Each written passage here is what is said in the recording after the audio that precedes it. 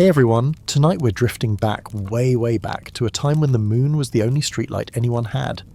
You're somewhere near the Nile River, maybe 3,000 years before Netflix, before cell service, before anyone ever asked, what's the Wi-Fi password? The air is warm but not hot, and there's this smell, a mix of silt, lotus, and something smoky that might be the perfume of burning myrrh from a nearby temple. You probably wouldn't survive a single afternoon here. The sun would melt you into a hieroglyph before lunch, and the mosquitoes would write your name into history for you. But tonight you don't have to worry about that. You're just here to float, to listen, to drift in and out of a story. So before you get too comfortable, take a moment to like the video and subscribe, but only if you really like what I do here. And while you're at it, tell me in the comments where you're listening from and what time it is there. I love seeing those tiny pinpoints on the map, the night owls, the early risers, the insomniacs hanging out across time zones. Now, turn off the lights, maybe turn on the fan for some soft background music, and let's get started tonight. You shuffle along the riverbank, feet sinking slightly into the cool sand.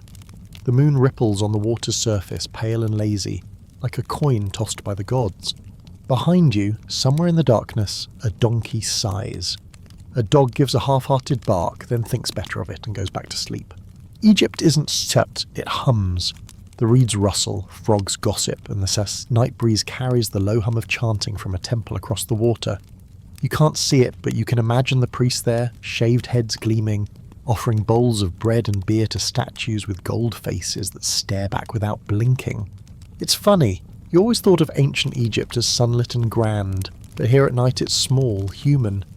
You see a fisherman fixing his net, a woman humming while she grinds grain, two kids chasing a beetle that's glowing faintly in the dark.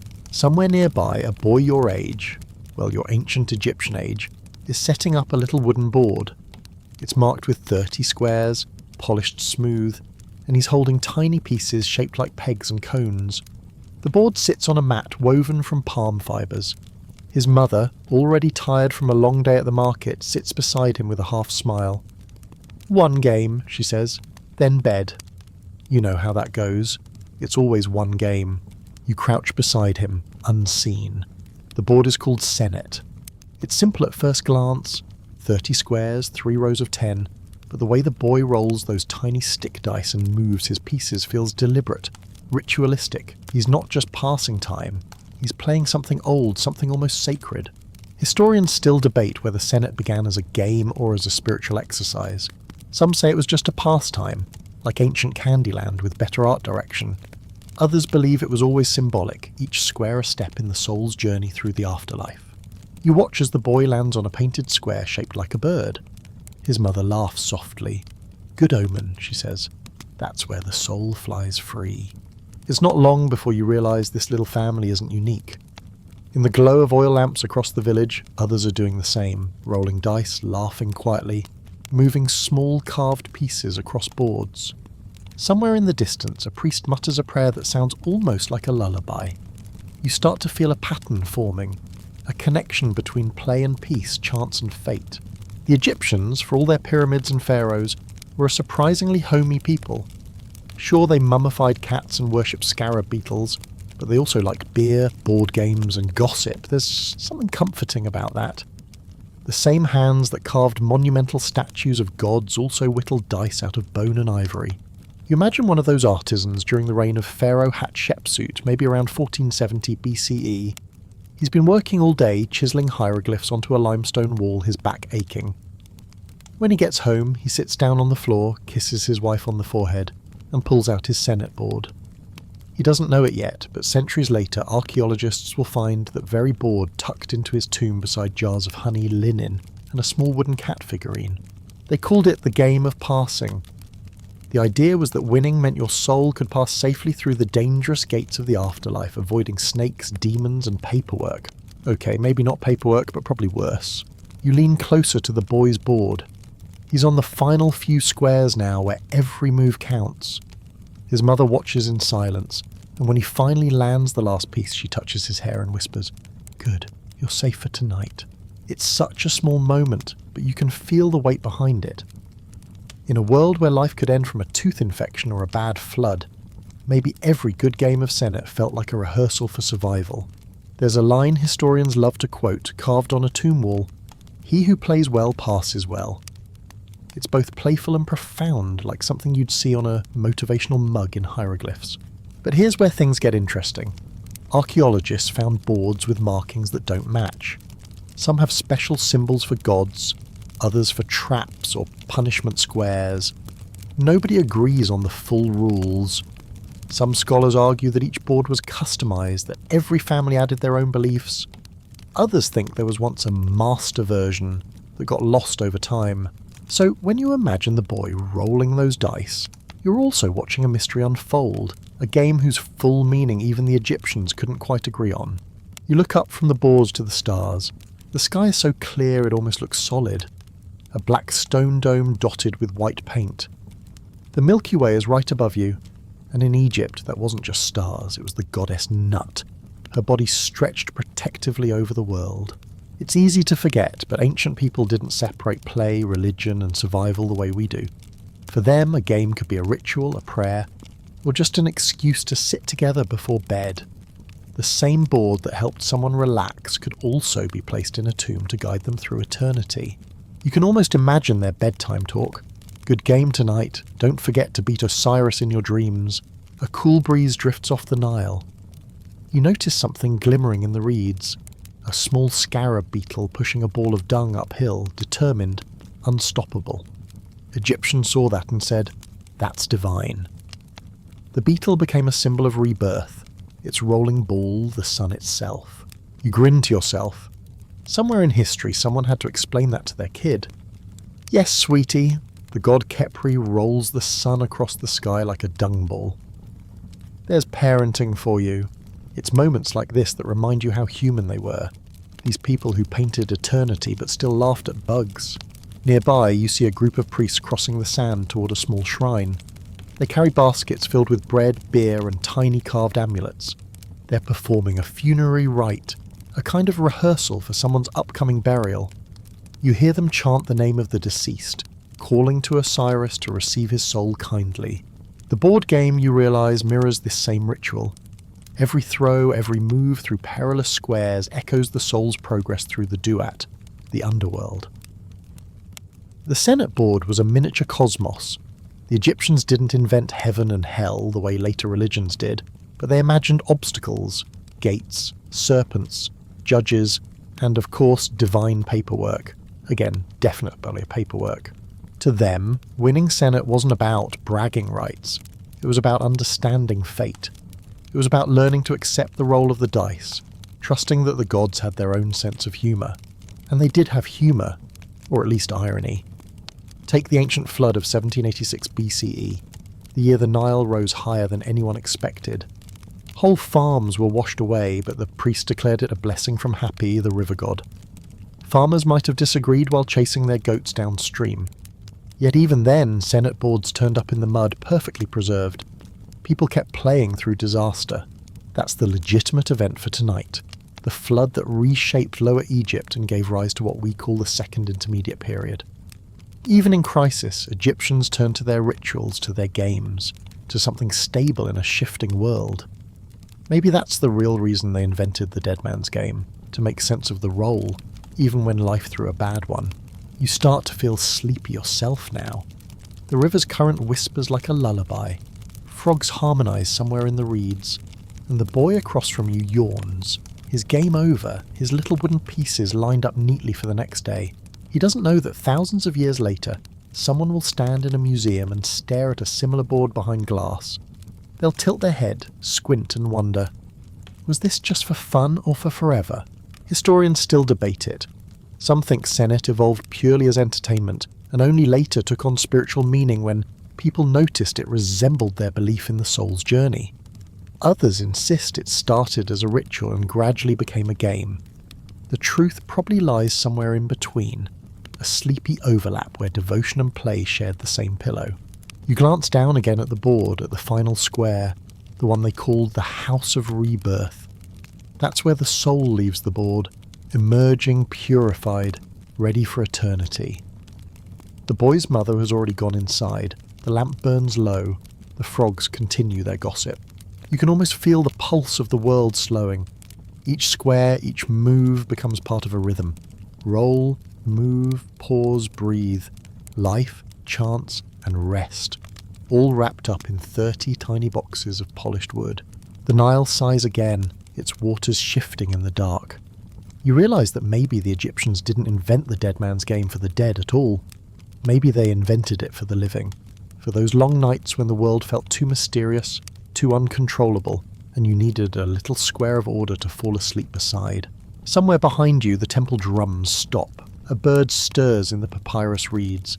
The moon leans lower, gold and patient. You're half asleep now, but you can still see the boy's hand resting on the board, his fingers tracing one last path across the smooth surface. He whispers something, a word you don't quite catch, and for a moment you could swear the board hums softly in reply. It's just wood and paint and old belief, but somehow it feels alive. Maybe every game ever played leaves a tiny echo in the world. Maybe that's why, even now, the idea of a game for the dead doesn't feel morbid, it feels human. You close your eyes. The last thing you hear before the night swallows everything is the sound of dice clattering gently on wood, the faintest roll of fate under the Egyptian stars. The morning never quite comes in Thebes. It slides in slow and shy, like a cat deciding whether to join you on the bed. You open your eyes to a dim gold haze, the kind of light that belongs to dust more than to the sun. The Nile murmurs nearby, lazy and thick, like it hasn't made up its mind about flowing today. You stretch, feeling the warm grit under your palms. Somewhere in the distance, a rooster attempts enthusiasm but ends in a croak. Ancient Egypt, it turns out, isn't all pyramids and perfection. It's a little messy. It smells faintly of onions and river fish.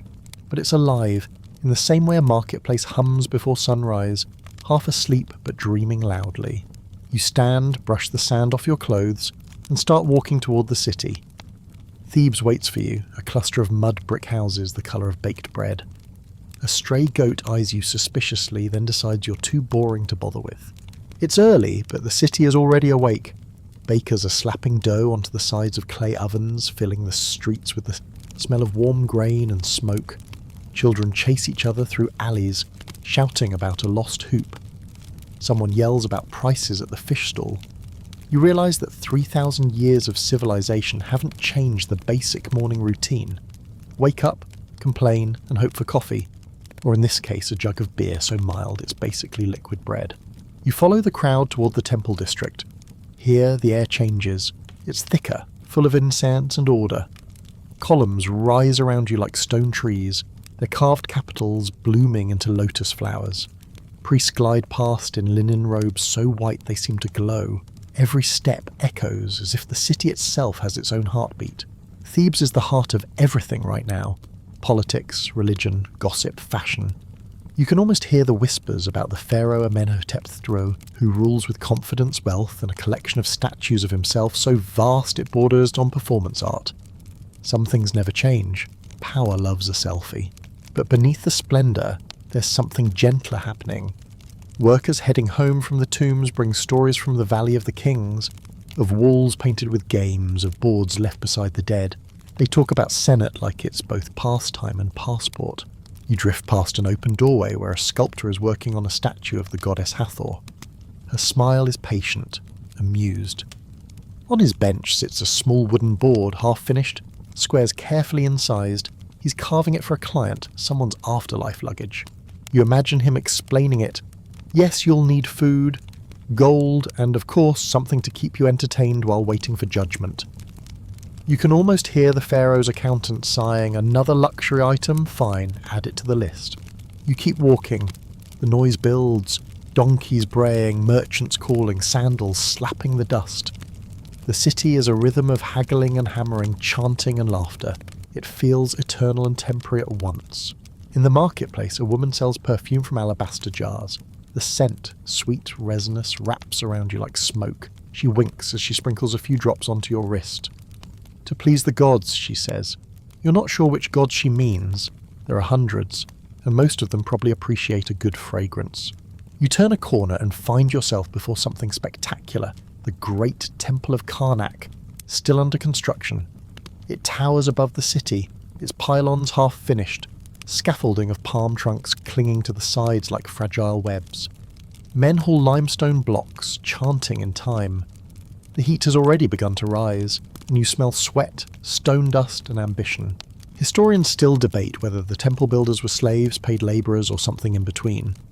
Some argue they worked in rotating crews called files, compensated with food and housing. Others claim the lines between duty and devotion were blurred. Standing here, you can sense both pride and exhaustion in equal measure. It's hard not to admire their stubbornness. One worker takes a break, leaning against a column. He wipes his face with his sleeve and pulls something from a pouch, a miniature board. He rolls a few sticks across the ground, mutters a prayer, and smiles when they land just right. Even here, in the shadow of divine architecture, someone is sneaking in a game. You chuckle. Humanity is wonderfully consistent. We find time to play, even while building eternity. The sun climbs higher, turning the river into molten gold. You follow the sound of singing to a nearby courtyard where a group of young apprentices are learning hymns. Their teacher beats time with a reed stick, correcting their pitch with the weariness of someone who's heard Rather Mighty sung off key one too many times. In the corner, a few older priests are seated on mats discussing theology, or maybe gossip. You can't tell. One gestures animatedly with a roll of papyrus, nearly tipping over a jar of ink. The heart, he insists, is weighed against a feather, not the brain. The others nod solemnly. It's true. Egyptians believed the heart was the seat of thought and emotion, not the brain. They removed the brain during mummification, tossed it out, literally, but kept the heart carefully inside the chest. You can't help but grin. Follow your heart was more than advice. It was a business plan for eternity. One priest notices you and gestures for you to sit. He's drawing something on a scrap of pottery, a rough sketch of a Senate board. You recognise the familiar 30 squares. The journey of the soul, he says softly, in miniature. He taps a square near the end. This is the house of happiness, another, darker one. The house of waters. If your soul lands here, it must start again. You ask how he knows which is which. He shrugs. We read, we dream, we listen. The gods do not send manuals. Then he laughs. Maybe one day they will. Then we'll all play properly. That's your open academic debate for this part. Because even within Egypt, the rules of scent weren't standardized. Some boards had 4 rows, others 3, some included hieroglyphs representing specific deities, others were plain. Historians still debate whether the game's meaning evolved differently across regions or social classes. You can almost imagine one priest saying, "You're playing wrong," and another replying, "Tell that to Osiris." By midday, the city shimmers, heat waves blur the distance, turning everything into watercolour. You duck under an awning for shade. A vendor offers you figs, dates, and a drink of barley beer. You take a sip. It's warm, thick, slightly sour, and tastes like it's been alive longer than you have. He grins at your expression. "Breakfast of champions," he says. You find a bit of quiet by the edge of the marketplace where a storyteller has gathered a small crowd. He's old, his beard streaked with grey, eyes sharp. He holds a carved stick and uses it like a wand. "Listen," he says, "and you will understand how the gods taught us to play." You settle in with the others. The storyteller's voice is low but steady, curling like smoke. "In the beginning," he says, "Ra crossed the sky a wee day and vanished at dusk." One night he grew tired and challenged the god of darkness to a game. They played until dawn. When Ra won, light returned. When darkness won, the world slept. And that is why we play, to keep the light alive. The crowd nods. Someone tosses him a copper coin. He bows slightly. You realise that in this culture, stories and games share the same heartbeat. They both keep the world turning. The old man catches your eye and winks. "Careful," he says. "Lose too often, and the sun might not come up tomorrow." You wander again, this time toward the workers' village near Deir el-Medina. The houses are simple but tidy, painted with faded murals of families and pets. You step into one courtyard where a woman is baking flatbread. She offers you a piece without a word. It's chewy, smoky, delicious. Inside her home, 2 men are playing senet. One laughs loudly as the other groans in defeat. Their wives watch, pretending disinterest but clearly invested. You sit quietly as the winner raises his arms. "May my soul pass before yours," he jokes. Everyone laughs. It's strange, isn't it? Death for them isn't a taboo subject, it's an everyday guest. They speak of it like weather, inevitable, occasionally inconvenient but not terrifying. Maybe that's why their version of a dead man's game feels so peaceful. On the wall above the players hangs a small drawing, a jackal-headed figure weighing hearts on a scale. You recognise him, Anubis, guardian of the dead. His painted eyes follow the game. Maybe he's curious who will win tonight. By evening the air cools again, shadows lengthen, and the city starts to breathe differently. The workers drift home, the priests close temple doors, the market grows quieter, over a cooking fire curls into the sky. You find yourself back by the river. The water glows orange under the setting sun. Across the bank you see flickers of light, the tomb builders lighting their lamps as they descend into unfinished chambers. You wonder if they ever think about what they're decorating. Every line, every colour meant to please someone in the afterlife. A boss who won't be seeing it until long after the workers are gone. It's dedication, or maybe a quiet defiance of time. You recall one of the strangest finds from modern excavations. A graffito left by a worker hidden behind a tomb wall. It read something like, "We did this for our Lord, may he remember our beer." You can't help but laugh. Priorities. You sit down at the river's edge, the breeze ruffling your hair. Somewhere behind you, temple drums begin a slow rhythm. It's a heartbeat for the city, low and steady. The stars appear one by one, reflected in the black surface of the Nile. You think about everything you've seen today, the sculptors, priests, storytellers, gamblers and ghosts. Each of them in some way plays. Life here is a game of balance, between chaos and order, between labour and leisure, between mortality and memory. And suddenly it makes sense. Thebes never really sleeps because its people don't fear endings. Night isn't an interruption, it's just another move on the board. You look down at the sand beside you and find someone's lost game piece.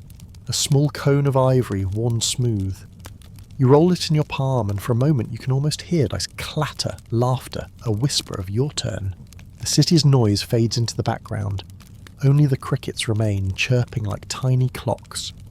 You realise you've been awake for an entire Egyptian day, and yet you feel calm, grounded, maybe even a little eternal yourself. The moon rises, silver and slow, and the Nile gleams like a mirror. You imagine the gods leaning over it, peering at their reflections, wondering if they played the last round fairly. Maybe they didn't. Maybe that's why the tide keeps changing. You smile, yawn, and lean back on the sand. Somewhere far away, the temple lights flicker out one by one. And in that fading glow, you think of the boy from the night before. His hand on the board, his mother's voice saying, "You're safe for tonight." The city exhales. So do you. The night settles again. But it feels different now, like the air itself has memory. Thebes hums behind you, softer now, a lullaby made of water and distance. You follow a narrow path lit by oil lamps that flicker and stretch like little suns caught in jars. The sand crunches beneath your feet, and for once the breeze off the Nile smells sweet. Papyrus, smoke, and honeyed bread. Somewhere ahead, a musician plucks a lute. The notes drift like lazy fireflies, and you follow them until you find him, an old man sitting cross-legged by a low table. On that table rests something you recognise instantly. 30 carved squares glowing in the lamplight. A Senate board, but older, finer. The kind of board no child's hand has ever touched. He looks up and smiles. "You've come for the board of eternity," he says, as if that's the most normal thing anyone could ever come for. You sit opposite him. The pieces gleam, some shaped like cones, others like little spools, all carved from ivory and ebony. They look alive, as though they've been waiting centuries for you to arrive. "You know how to play?" the man asks. You shake your head. "Good," he says. "Better that way." He tosses 4 stick dice into the air. They clatter against the board, each showing one black side and one pale. He studies them carefully. "Oh," then moves a piece 3 squares forward. "See," he murmurs. "Every roll is a conversation. You ask the gods something, they answer." You watch as he plays both sides of the board, muttering prayers between moves. Sometimes he smiles when the dice land right. Sometimes he frowns as though scolded by invisible judges. He tells you that this board once belonged to a nobleman, a high official from the reign of Thutmose III. When he died, the man says, they placed it beside him, but one day the tomb was robbed. The gold was taken, but not this. He runs his hand gently over the wood. They left the board. Maybe they were afraid to play. You reach out and touch one of the squares. It's cool, polished smooth by generations of hands. Tiny symbols fill each one. Anks, stars, ripples, birds. The map of the afterlife, he whispers. 30 gates to eternity. Win and you are reborn, lose and you start again. A wind stirs, carrying a hint of desert chill. You shiver, not from fear but from awe. It's just a game board, but you can feel the centuries pressing down on it like all the laughter and prayers ever whispered over it have sunk into the wood. Historians still debate whether Senet was the world's first board game or just the first one we happened to find. Some claim its origins go back as far as 3100 BCE, appearing in pre-dynastic tombs. Others argue it's even older, born from temple rituals, maybe from priests rolling bones to predict floods or fortunes. But no one really knows. The oldest rules have been lost to time, replaced by speculation and soft guesses. You find yourself thinking about modern games, how we chase victory, high scores, achievements, but here in this ancient glow, the game isn't about winning. It's about understanding. Every move is a lesson in patience, every loss a reminder that even gods can start over. The old man chuckles softly. "You're thinking too loudly," he says. "Here, listen instead." He points to the board. This square, the House of Rebirth, is the goal. But you can't rush it. The gods love the slow players. The quick ones, they usually fall in the waters. The waters, you ask? He nods. The square of delay, a trap. Fall there and you lose your progress. You must circle back, try again. He rolls the dice, lands there himself, and sighs dramatically. See? Happens to the best of us. You both laugh, and for a moment, the game feels familiar. Like every long night you've ever spent killing time, pretending it's about the rules when it's really about company. The lamplight flickers, and shadows stretch across the board like rippling waves. You can almost see the shapes of the gods hovering around. Thoth, the scribe, watching the rolls, Isis whispering hints to the lucky, Anubis silent and patient, waiting to see who reaches the end. The man's voice grows softer.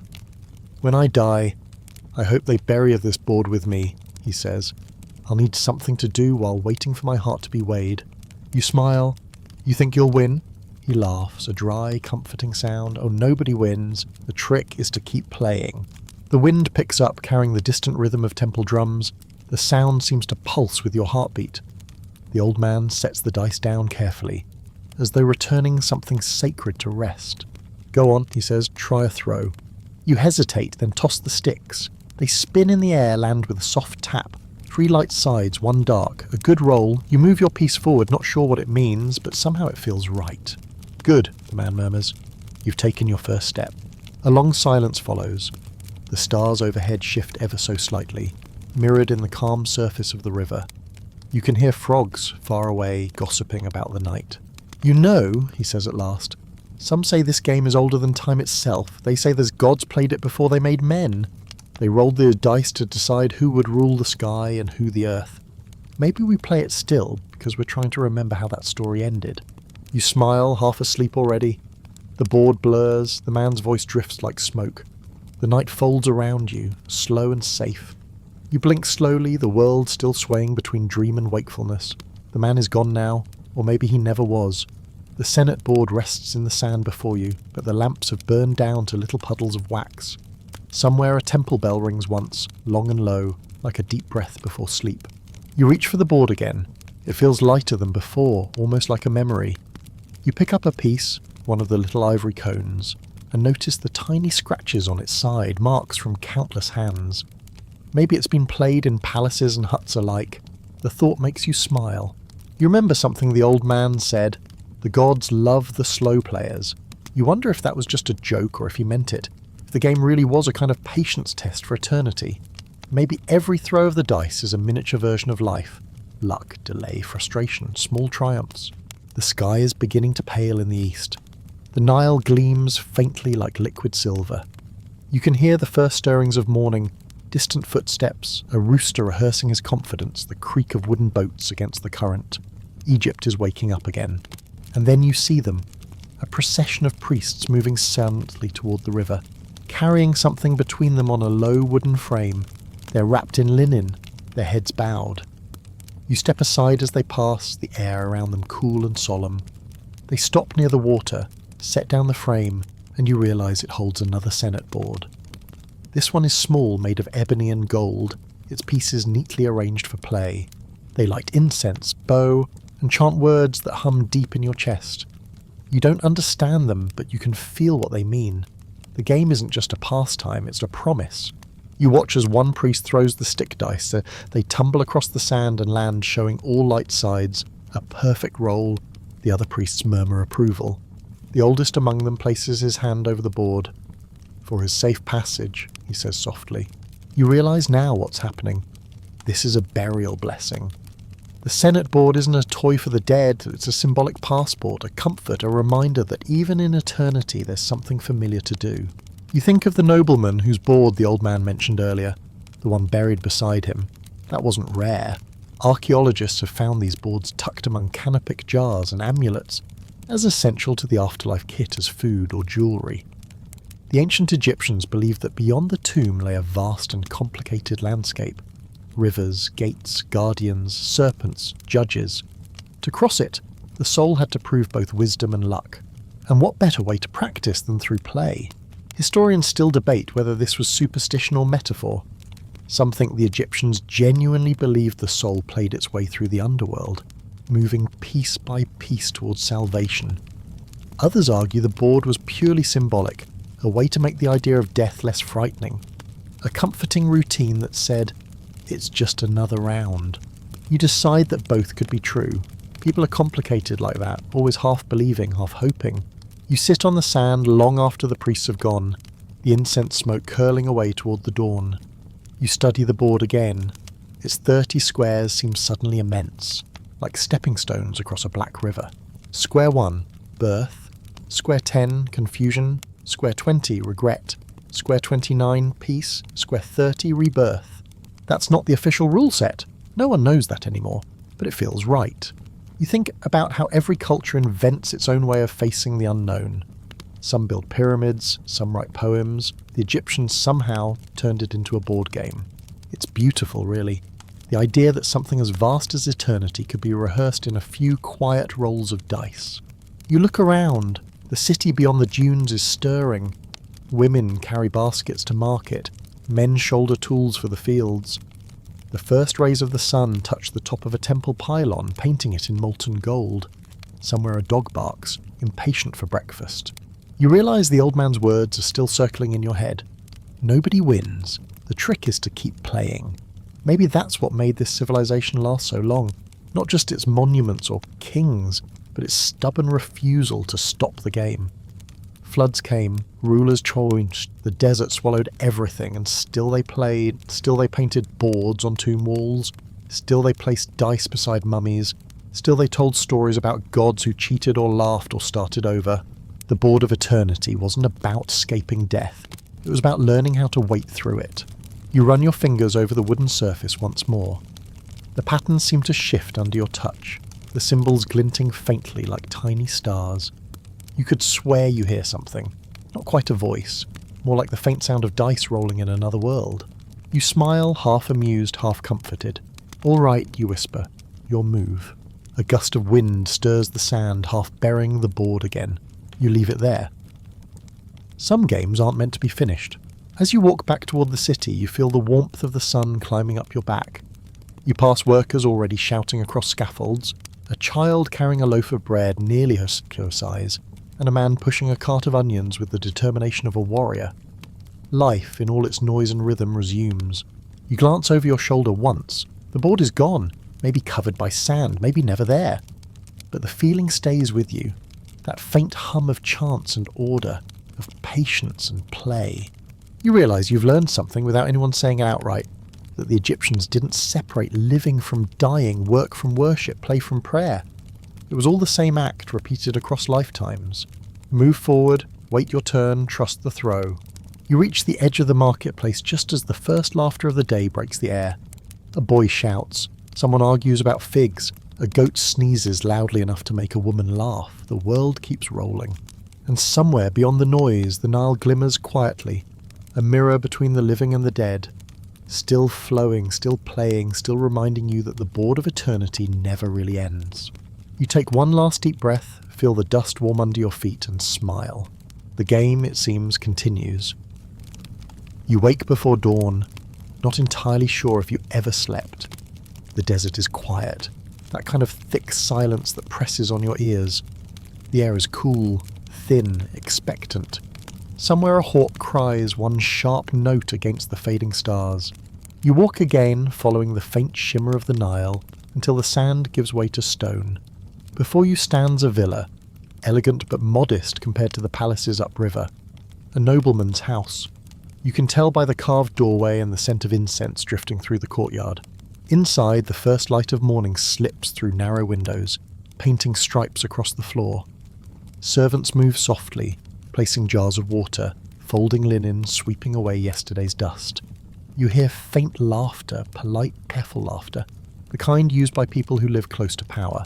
You follow the sound to a shaded terrace where two men sit at a low table. Between them lies the familiar 30-square board. The Senate pieces gleam gold and turquoise in the dawn. A slave kneels beside them, ready to retrieve fallen dice. One of the men wears fine linen, his eyes outlined with kohl. His rings catch the light when he gestures. This is Nebamun, a scribe in the service of the temple at Karnak, a man who can read what most cannot, who writes what even the gods must sign off on. The other man is older, broad-shouldered, a priest by his dress. His name, you learn from a murmured introduction, is Paheri. They play in silence for a time. Only the soft clack of dice and the whisper of linen fill the air. Then Nebamun laughs quietly. You move like a crocodile in the reeds, slow but patient. Paheri raises an eyebrow, and you move like a cat, quick and careless. The slave hides a smile. The game continues, each throw small and deliberate. You notice how they treat it differently than the boy or the priest before. This isn't casual. It feels ceremonial, rehearsed. Every square they land on prompts a murmur of prayer. Every piece that's taken off the board earns a short bow of the head. Finally Nebamun speaks again. If I win this one, I expect an easy journey through the field of reeds. Paheri's smile deepens, and if you lose, then I will find you there, Nebamun says. We'll play again, with the gods watching. They both laugh, but you can sense something deeper beneath it.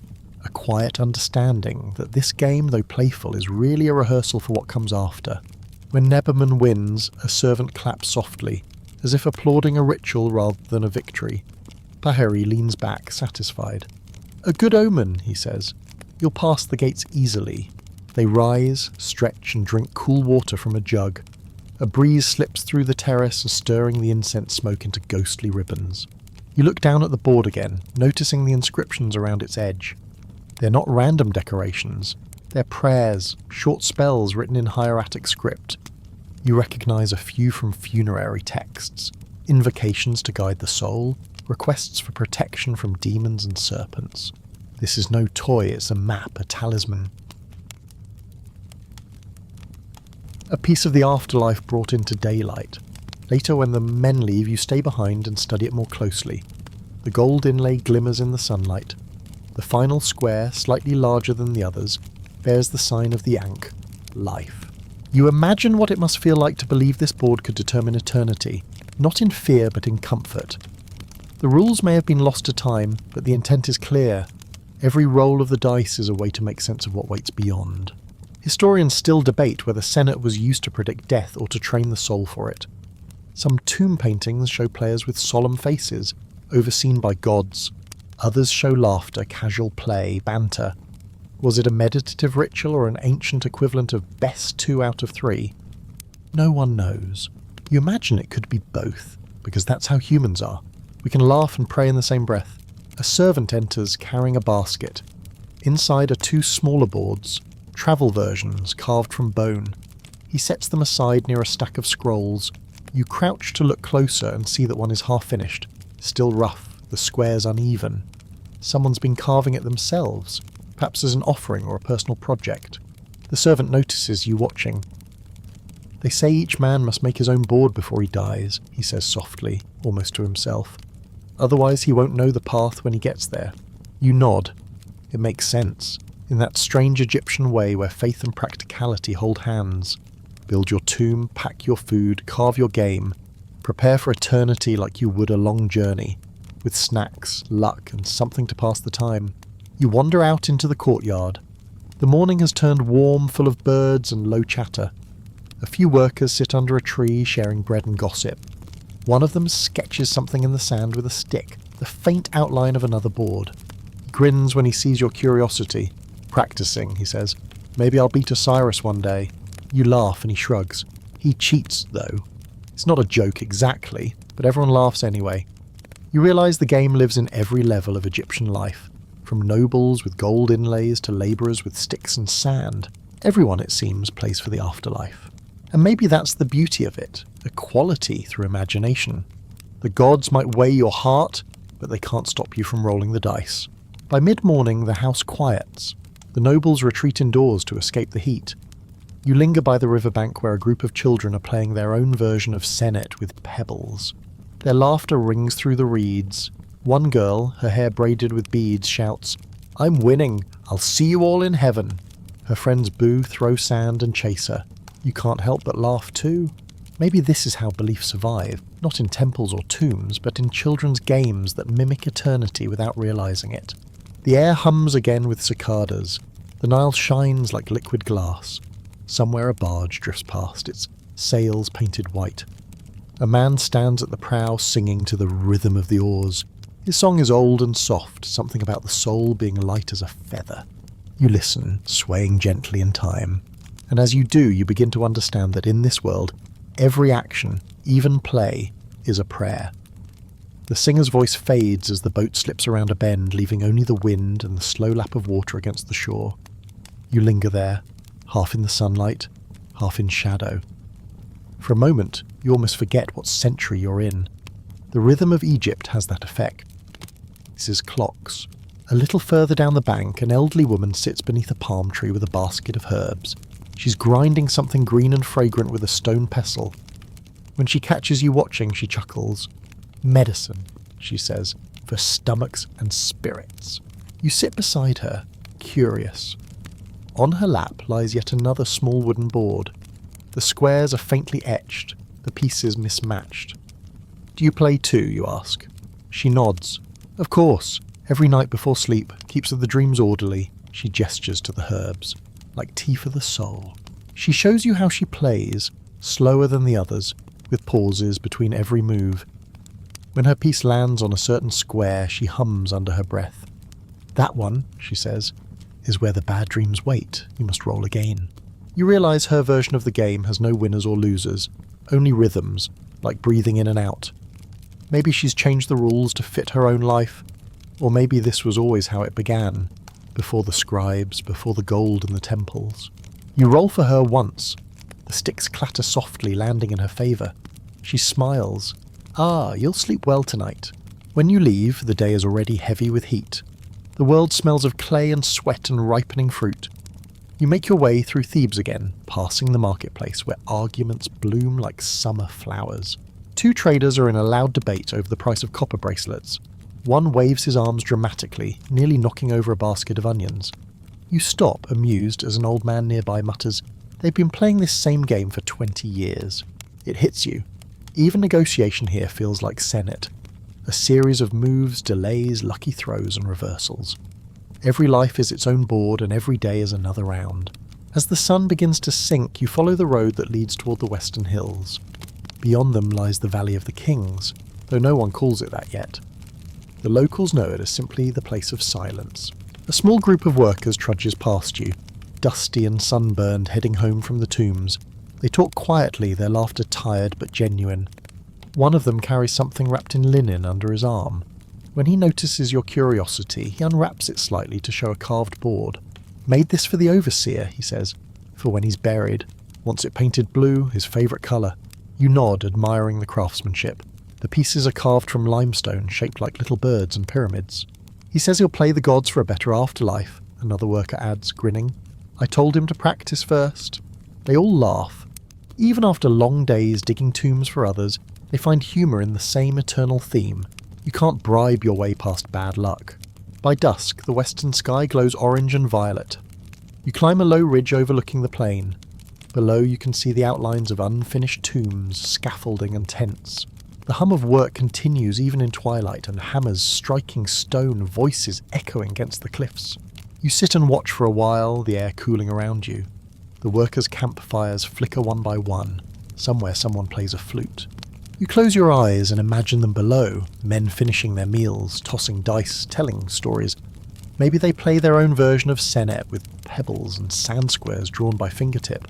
In your mind, the camp becomes a giant board, every flicker of fire a square, every laugh a move forward, every sigh a retreat. Life and death still negotiating quietly under the Egyptian stars. The wind shifts, carrying the smell of stone dust and the faraway sweetness of date wine. You think about how many generations will pass before these same tombs are rediscovered, their boards and dice buried beside mummified players who never finished their game. Historians still debate whether the people who built these tombs believed they'd join the nobles they buried, or if they imagined their own afterlife entirely separate. Some evidence suggests they made small offerings in their own graves, miniature tools, amulets, even crude game boards.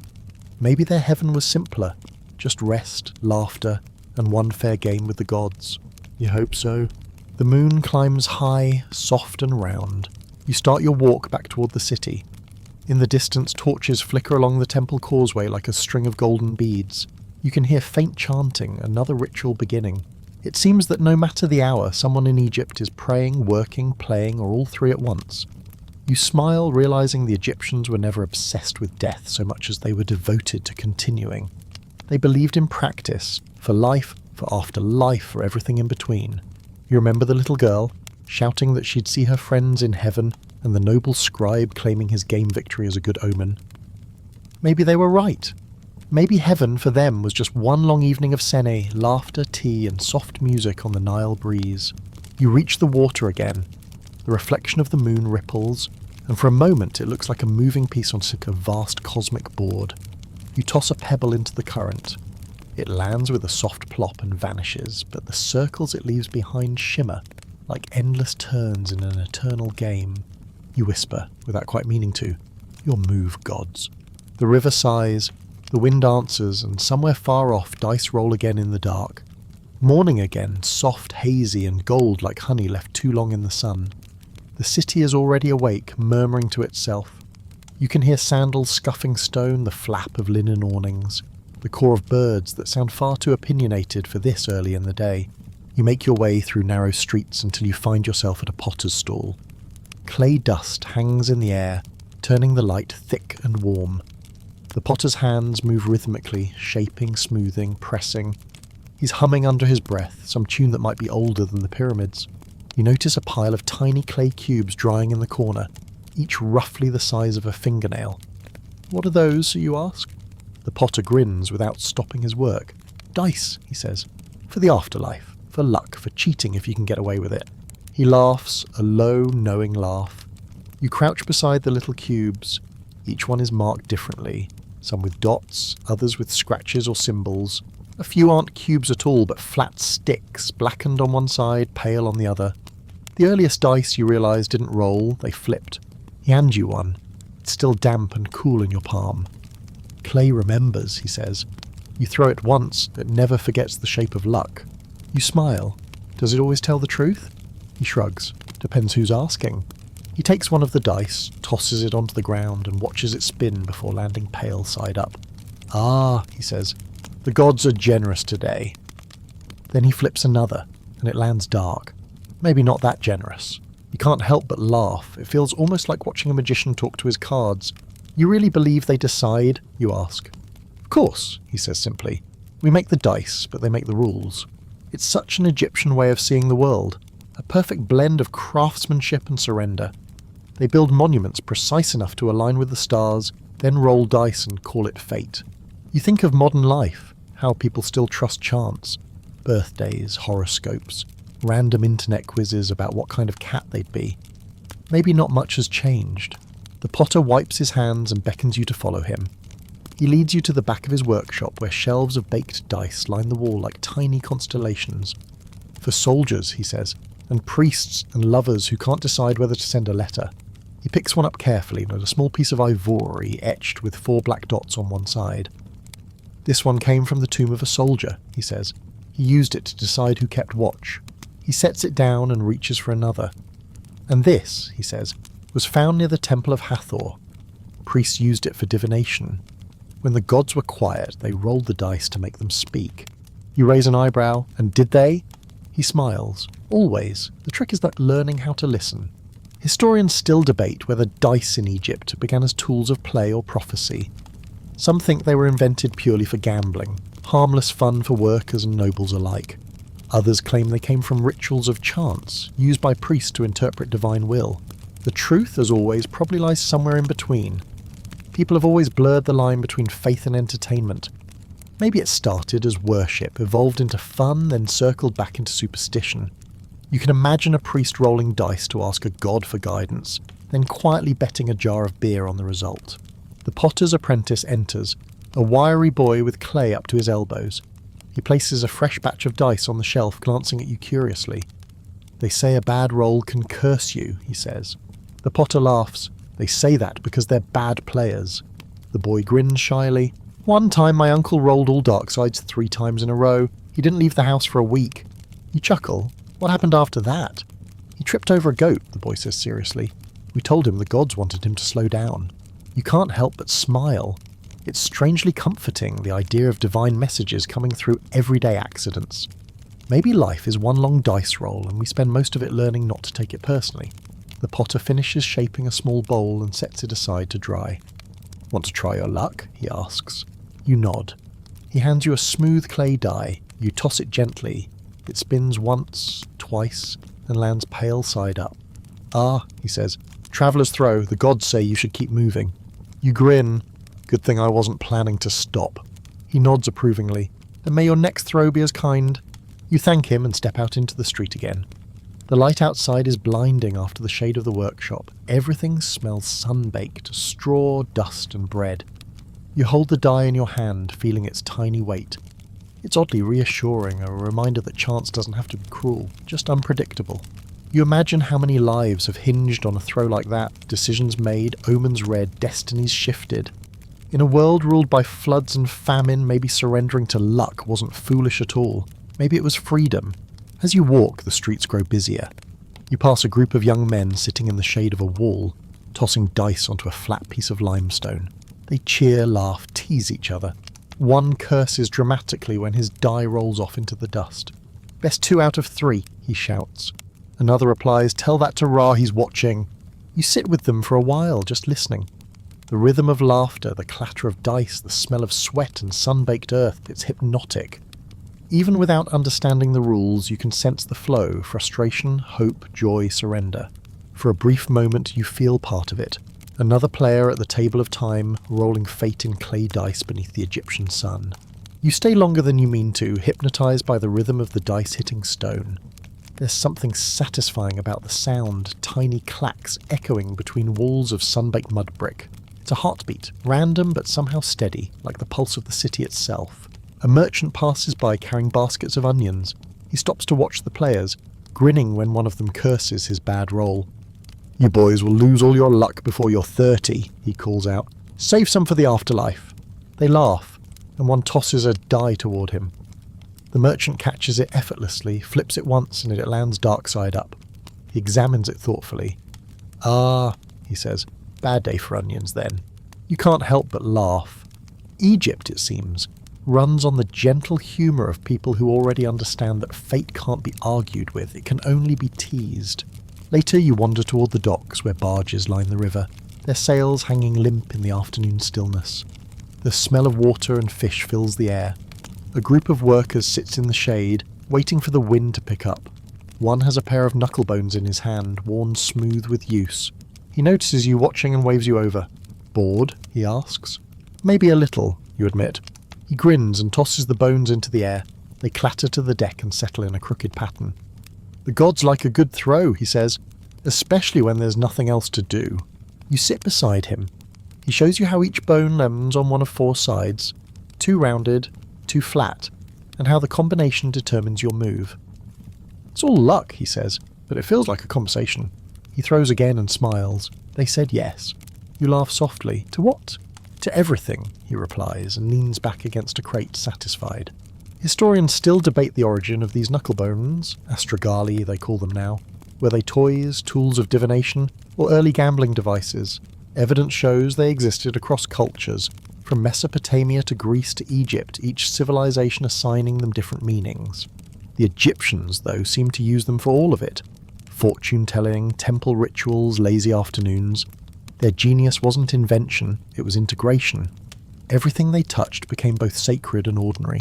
You roll one of the bones yourself, it lands flat side down. And that means, the man squints, that you'll take a long journey, but you'll return.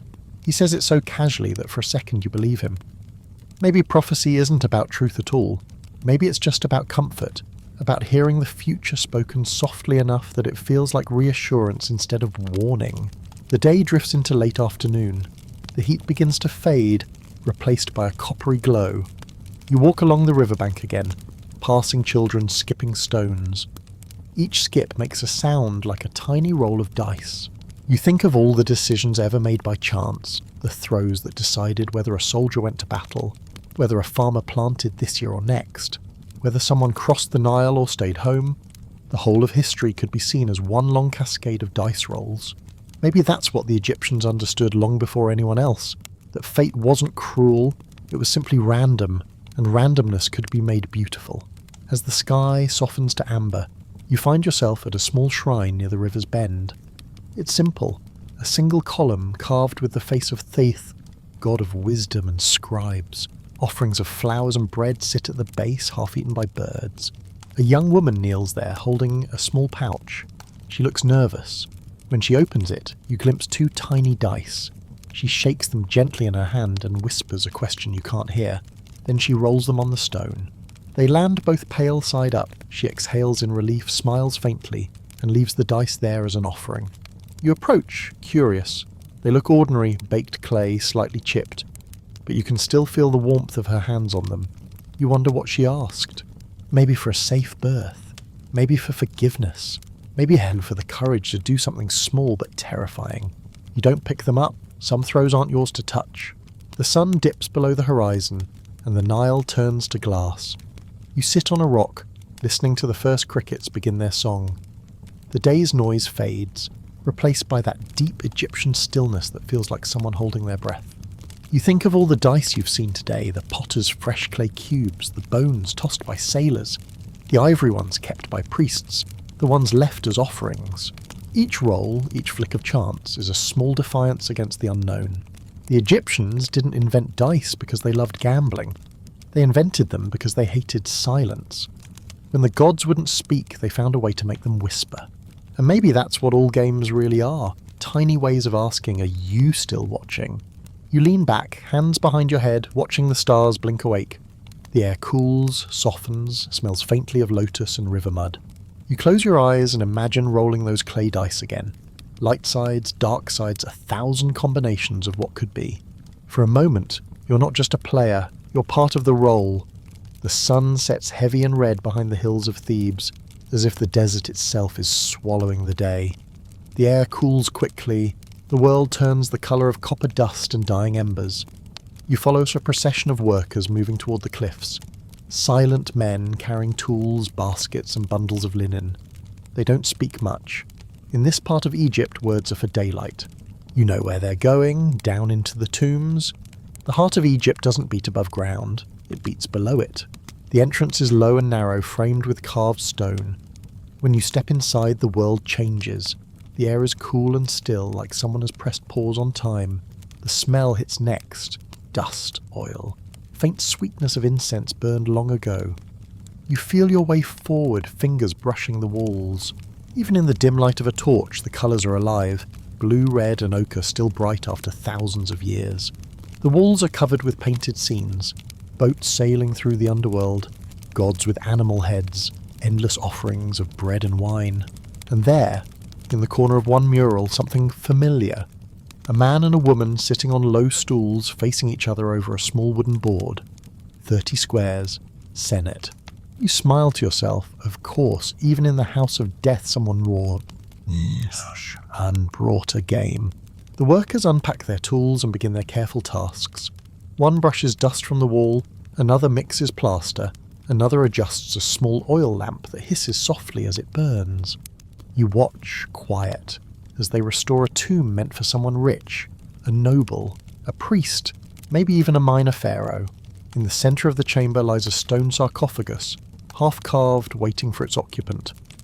The foreman, a wiry man with lines like map routes across his face, sets down a small box near the foot of the sarcophagus. He opens it reverently, revealing a senate board and a handful of carved pieces. He looks at you. "They always want one," he says. "Some for playing, some for praying."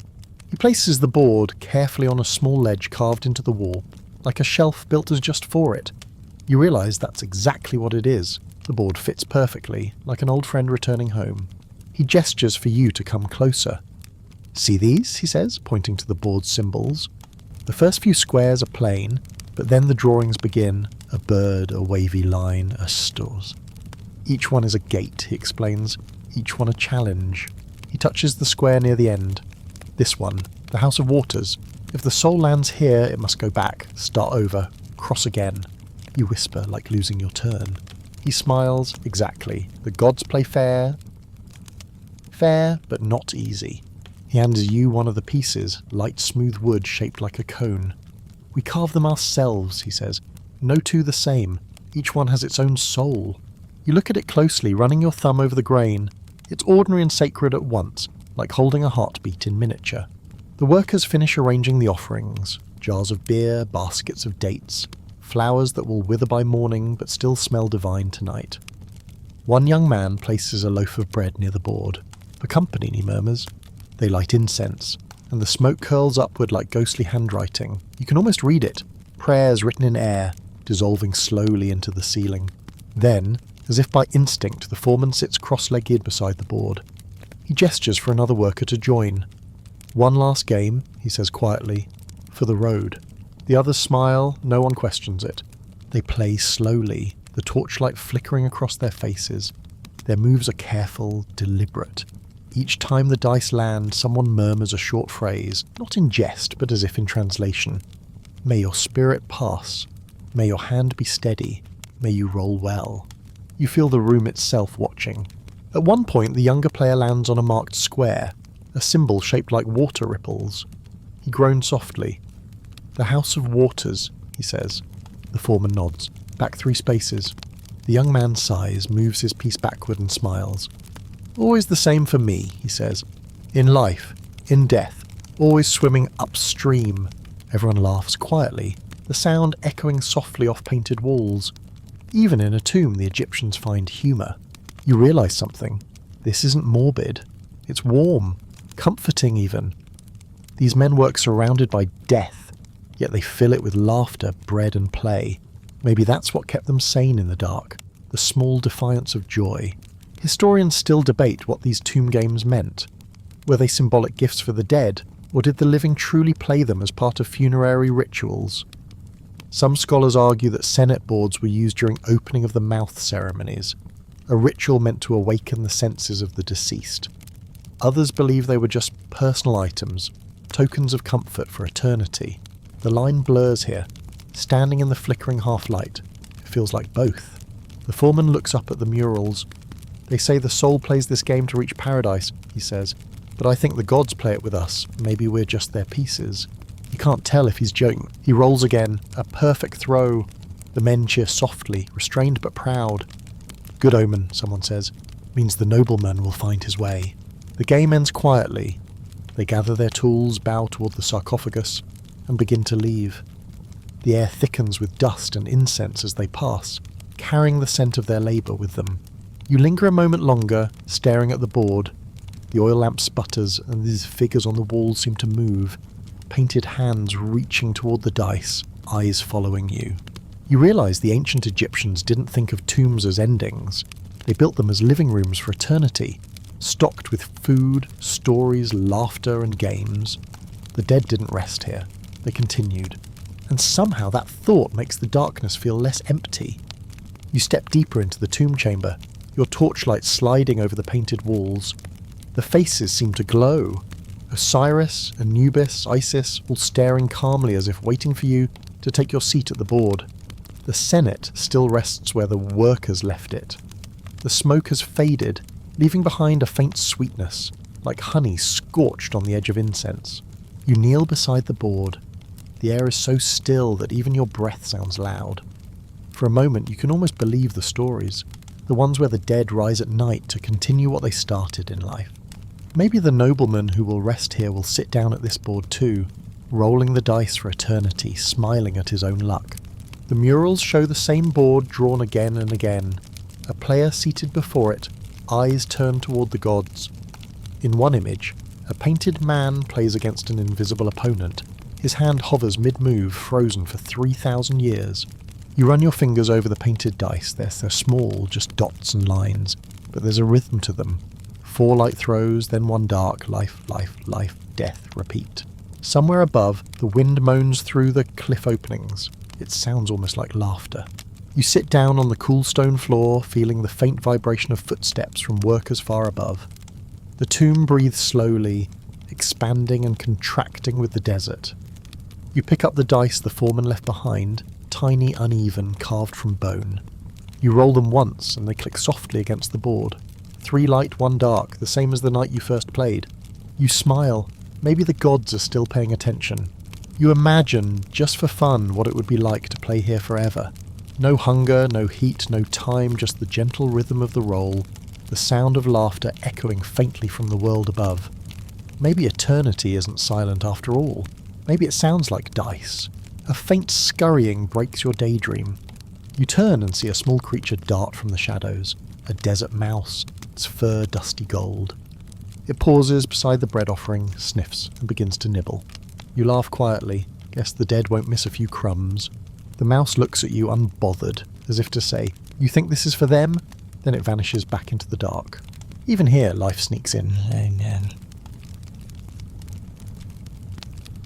It does. When you stand, the torchlight catches something on the far wall, a small inscription etched in fine lines. You approach carefully.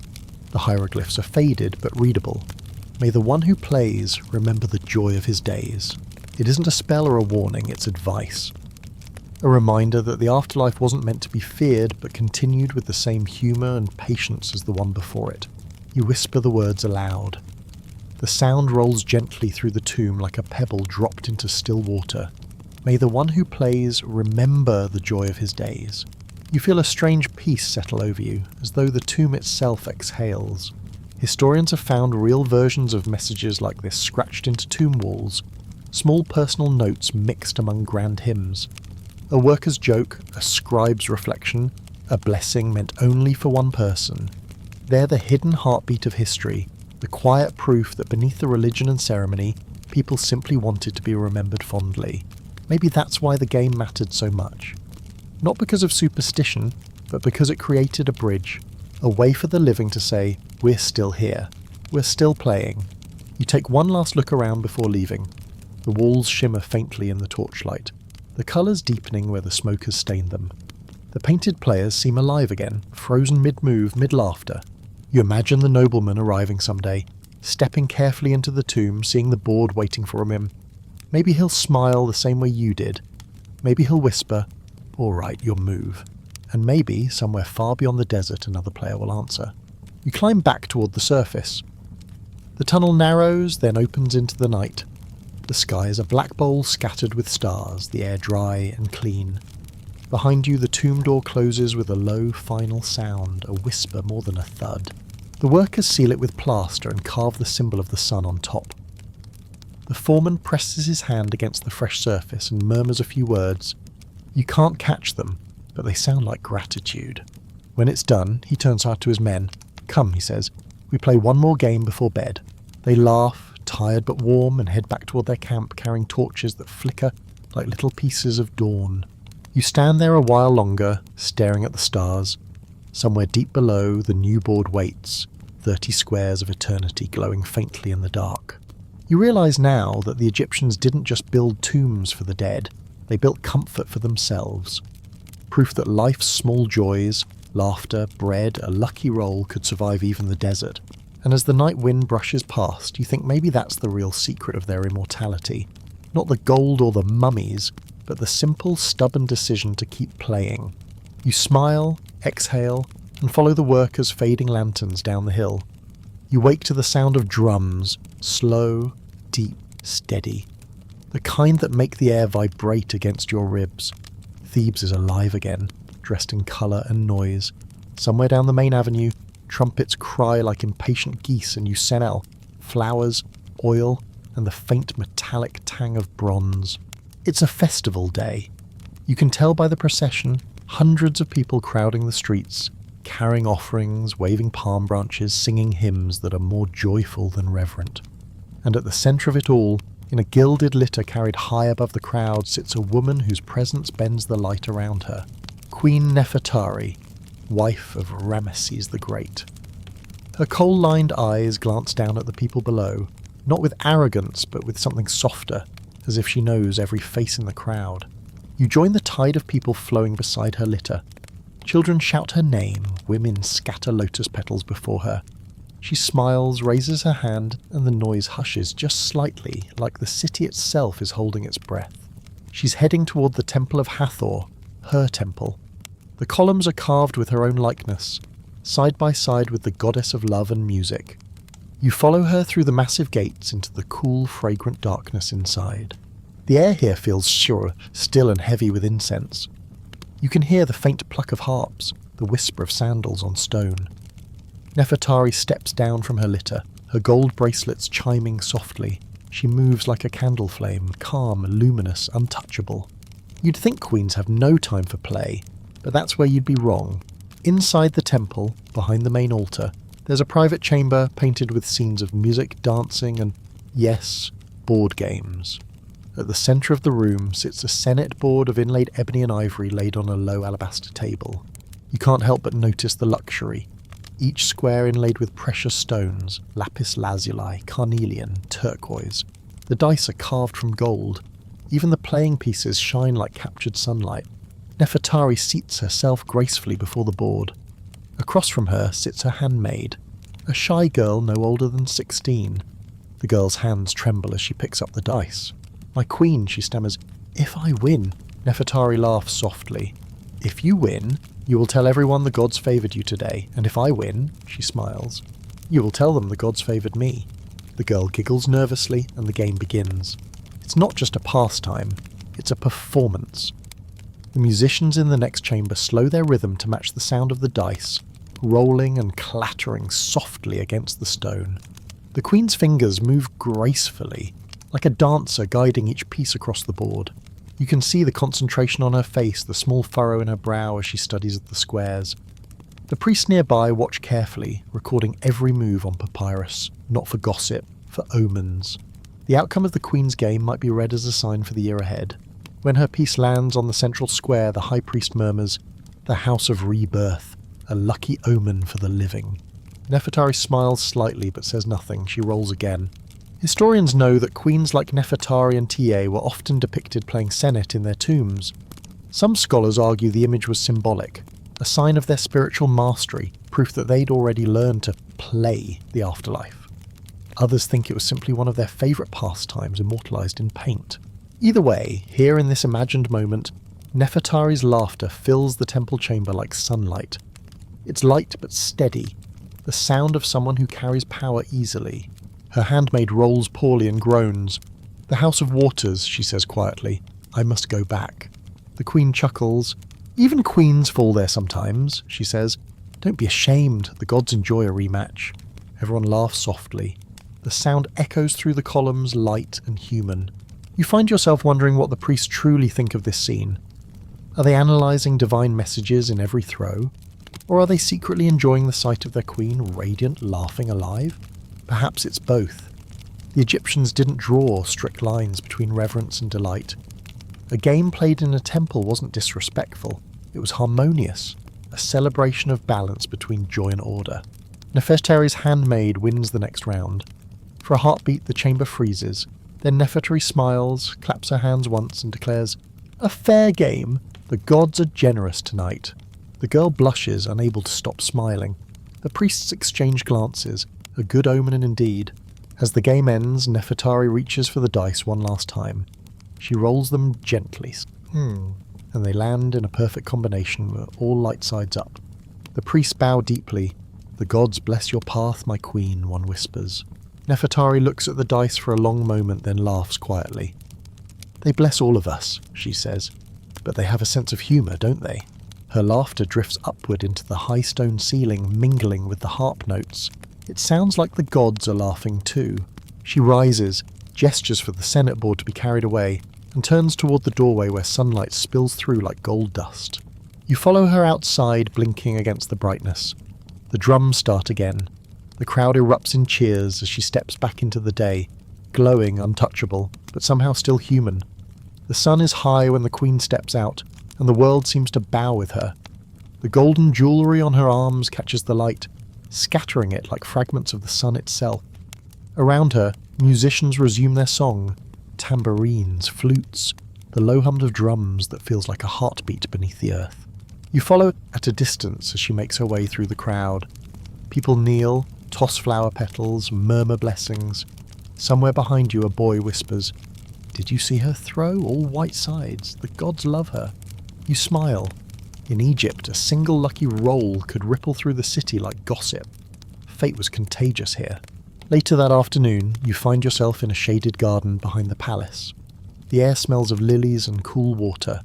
Palm trees sway gently, casting stripes of shade across the tiled courtyard. You hear laughter and recognize her voice again. Queen Nefertari, free of ceremony now. She's sitting on a cushioned bench beside a small fountain, surrounded by her closest attendants. The Senate board lies open again between them, though this time the pieces are plain wood instead of gold. "Practice," she says with a playful smile.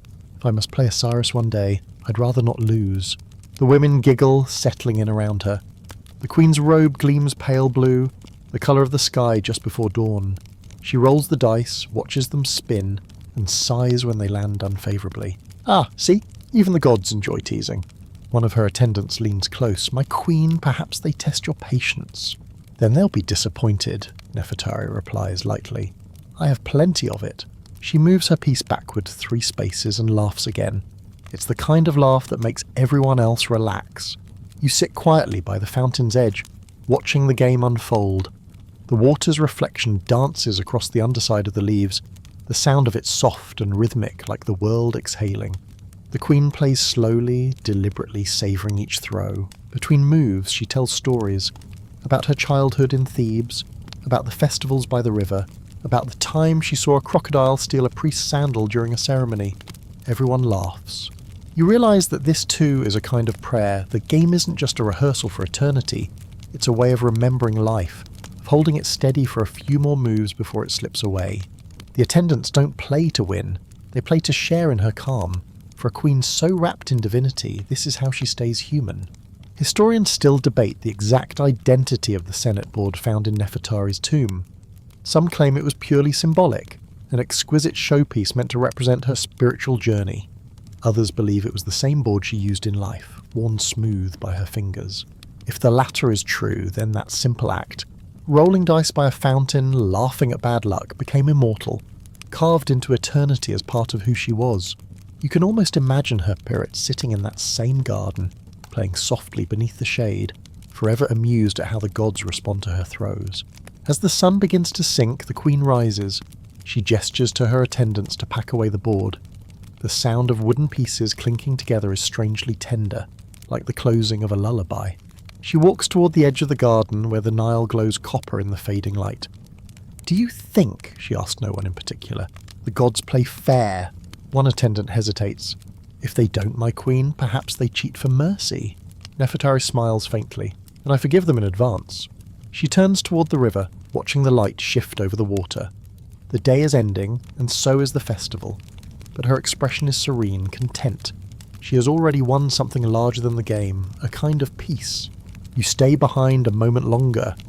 The Senate board still rests on the bench. Forgotten for now, the evening wind stirs its pieces, moving one cone forward across the final square, the House of Rebirth. You smile. The gods, it seems, are still playing. As you walk away, the last rays of sunlight turn the courtyard gold. Somewhere far beyond the garden, drums echo faintly again, slow, steady, eternal. The The Queen's laughter lingers in your ears long after the sound fades. A soft reminder that even royalty, even divinity once leaned over a board and waited for the dice to fall.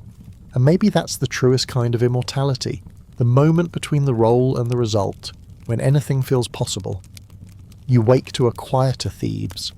The festival's echoes have faded into morning dust and the low hum of everyday life. Yesterday's garlands wilt on the doorways, bees hover over spilled honey, and the smell of incense still lingers faintly like a dream that forgot to leave. You wander toward the scribes' quarter, the intellectual heart of the city, where the walls are covered with chalk lines and half-finished prayers. Here, wisdom and argument live side by side like two cats sharing the same sunbeam. A group of men sits cross-legged on the ground outside a workshop, drinking from clay cups and gesturing wildly with reed pens. The air hums with irritation and pride, the sound of people who've been debating since sunrise. You approach and one of them looks up with a grin. Ah, another philosopher. Come, take a side before it's too late. You hesitate. A side in what? The game, another pound snaps, waving a thin sheet of papyrus at you. The rules of Senate, of course. He jabs a finger at his colleague, insists that the House of Rebirth is square 27. Madness! It's 30, always 30. The others groan. Someone mutters, "Here we go again." You sit down, intrigued. On the papyrus are rough sketches of a Senate board, columns of pummeled numbers, and scribbled annotations in red ink. Each scribe seems to have their own version. 30 squares, sometimes 31, sometimes 28. The squares are labelled with little hieroglyphs. Birds, water ripples, stars, snakes. Some versions have a single god name, others 5. You realise this is not just an argument. It's history being written, or maybe rewritten for the 100th time. One scribe, a plump man with ink stains on his fingers, slaps the ground for emphasis. Listen, if we change the position of the House of Waters, then no one can escape before 3 full turns. That is the order of Ma'ad. Balance. Another retorts, balance? You just don't want to lose so quickly. The first man puffs his cheeks, scandalised. I only follow divine law. A third younger scribe leans back with a sigh. Divine law changes whenever you lose, doesn't it? The group bursts into laughter. Even the angry one can't help but grin. You realise these men are Egypt's scholars, but also Egypt's comedians. Theirs is the kind of knowledge built from banter, from centuries of arguing over details until the details themselves become sacred. You pick up one of the reed pens and draw your own board on a scrap of papyrus. What if, you suggest, the rules aren't meant to be the same for everyone? They pause. The younger scribe tilts his head. Explain. You point to the squares. Maybe each person's board is like their life. Different paths, different obstacles. Maybe that's why the gods never wrote down the official version. It would ruin the mystery. For a long moment they stare at you. Then the plump scribe slaps his knee. You hear that? This stranger says the gods are lazy. The others erupt with laughter again. You raise your hands in surrender. I said mysterious, not lazy. But secretly, you know, you might be right. Historians in your time still struggle with the same debate. Archaeologists have found more than 100 Senate boards, no two identical. Some are small and portable, others built into tomb walls. Some have inscriptions from the Book of the Dead, others none at all. It's as if the Egyptians wanted the game to be unsolvable, like a riddle wrapped in stone and linen. Each board tells its own version of truth. Even now, researchers publish competing rule sets, trying to decode a game whose players are long gone. Some claim it was purely strategic, like checkers. Others argue it was half strategy, half chance. A dance between logic and fate. No one agrees, and maybe that's the point. Back in the scribe courtyard, the argument has shifted. Now they're testing each other's theories. Someone draws a chalkboard in the dirt. Another rolls dice carved from bone. The moves are animated, exaggerated. Every time a piece lands on a marked square, someone declares victory, only for another to shout, impossible, that's a false rebirth. You laugh until your stomach hurts. One scribe throws up his hands. The gods must be laughing at us right now. Of course they are, says Nafsia. They invented this mess. It's chaos, but beautiful chaos, the kind that builds civilizations. Every laugh, every roll, every contradiction keeps the story alive. As the afternoon sun climbs higher, the group disperses, still arguing as they go. The plump scribe lingers, scribbling notes on his papyrus. You peek over his shoulder. He's written, "The rules may differ, but the goal is always the same. Passage." He looks up at you. You think that's true. You nod. "I think that's true of everything." He smiles, rolls up his papyrus and tucks it into his belt. "Then I'll write it that way. Let the next poor soul argue about it in 1,000 years. You grin. They will. The sun starts to fall, casting long shadows across the courtyard. The scribes pack up their ink pots, muttering about dinner and deadlines set by priests who never write anything themselves. You walk with them toward the main avenue, still smiling from the noise and laughter. As you pass a small open doorway, you glimpse a young apprentice alone at a table, hunched over a half-finished board. He doesn't notice you at first. He's carving a grid into a slab of limestone with a metal stylus, whispering numbers to himself. You step closer. Your own Senate board? He looks up, startled, then nods. "For my father," he says softly. "He died last month. I'm making him one to bury with him." You glance at his work. It's uneven, imperfect, but full of care. "Do you know the rules?" He shakes his head. "No one does," he admits. "So I'll make some up. If I'm wrong, the gods can correct me when we play again." You feel a lump in your throat at his calm. That's brave. He smiles faintly. That's Egypt. We make what we don't understand until it feels like truth. You leave him to his work and continue walking through the streets. Evening comes quickly, turning the whitewashed walls gold and pink. Children chase each other through the alleys, their laughter bouncing off stone. You pass a shop where an old man sells toys, small carved animals, spinning tops, miniature boats, and there, tucked in the corner, another Senate board. This one's painted bright red and blue, its pieces mismatched. You ask the shopkeeper if people still buy them. "Of course," he says, smiling. "A home without a board is like a sky without stars. Everyone plays, even when they don't agree how." He hands you a die carved from bone. It's worn smooth, the edges rounded from use. "Some people play to pass the time," he says. "Others play to understand it." You turn the die in your fingers. "Which one are you?" He chuckles. "Depends who's watching." You find a quiet spot near the river, where the evening breeze cools your skin. The water glows with the last fire of the sunset, rippling like molten gold. You pull out the bone die, hold it up to the fading light, and think about everything you've seen. The queen's perfect roll, the tomb worker's solemn game, the scribe's endless argument. It's strange how the same boardwork can mean so many things. Fortune-telling, friendship, theology, boredom. Maybe that's what kept it alive. Its refusal to be one thing. Historians still debate whether Senate was ever truly finished. Some say it evolved until it became something entirely different, merging into later Egyptian games like Mayhen or 20 Squares. Others believe it simply faded away, too full of mystery to survive in a world that demanded certainty. You imagine the last person who ever played it, maybe a child, maybe a priest, throwing the dice one final time, watching them land and thinking, well, that's enough, then closing the box. But tonight, you don't close it. You imagine yourself on that old painted board, a small piece among 30 squares, moving forward, sometimes backward, never really knowing the rules. The gods watching above, amused, patient, letting you roll again and again. Maybe that's the real charm of Senate. It doesn't promise victory, and only movement. You're always in play, even when you don't understand why. You drop the die gently into the sand beside you. The river laps against the shore like the slow ticking of a clock. A heron glides low over the water, wings slicing the orange light. You whisper, almost to yourself, the rules may differ, but the goal is always the same. Passage. The words settle in your chest like a small truth, heavy and peaceful. You lean back, close your eyes, and listen as the wind carries the sound of laughter from the city. Scribes still arguing, players still rolling dice, Egypt still dreaming. And above it all, the sky glows with the same stars the gods once used to keep score. The night is deep again, the kind that makes sound itself slow down. You're standing at the edge of a temple courtyard, half lit by oil lamps. The air smells of resin and salt and something electrics, like dust before a storm. You've been following a scribe named Bak, who promised to show you something special. "It's not just a board," he said earlier, grinning like someone keeping a wonderful secret. "It's a map."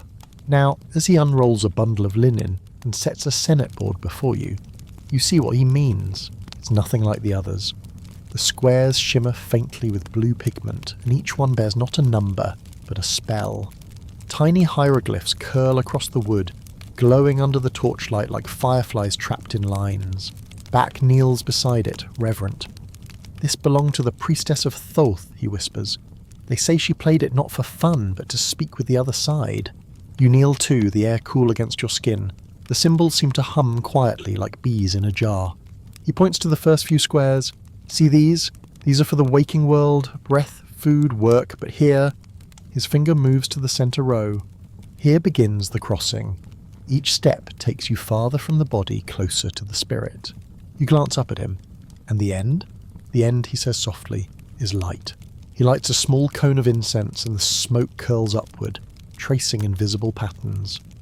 "The game was only half of it," he explains. "The other half was the words."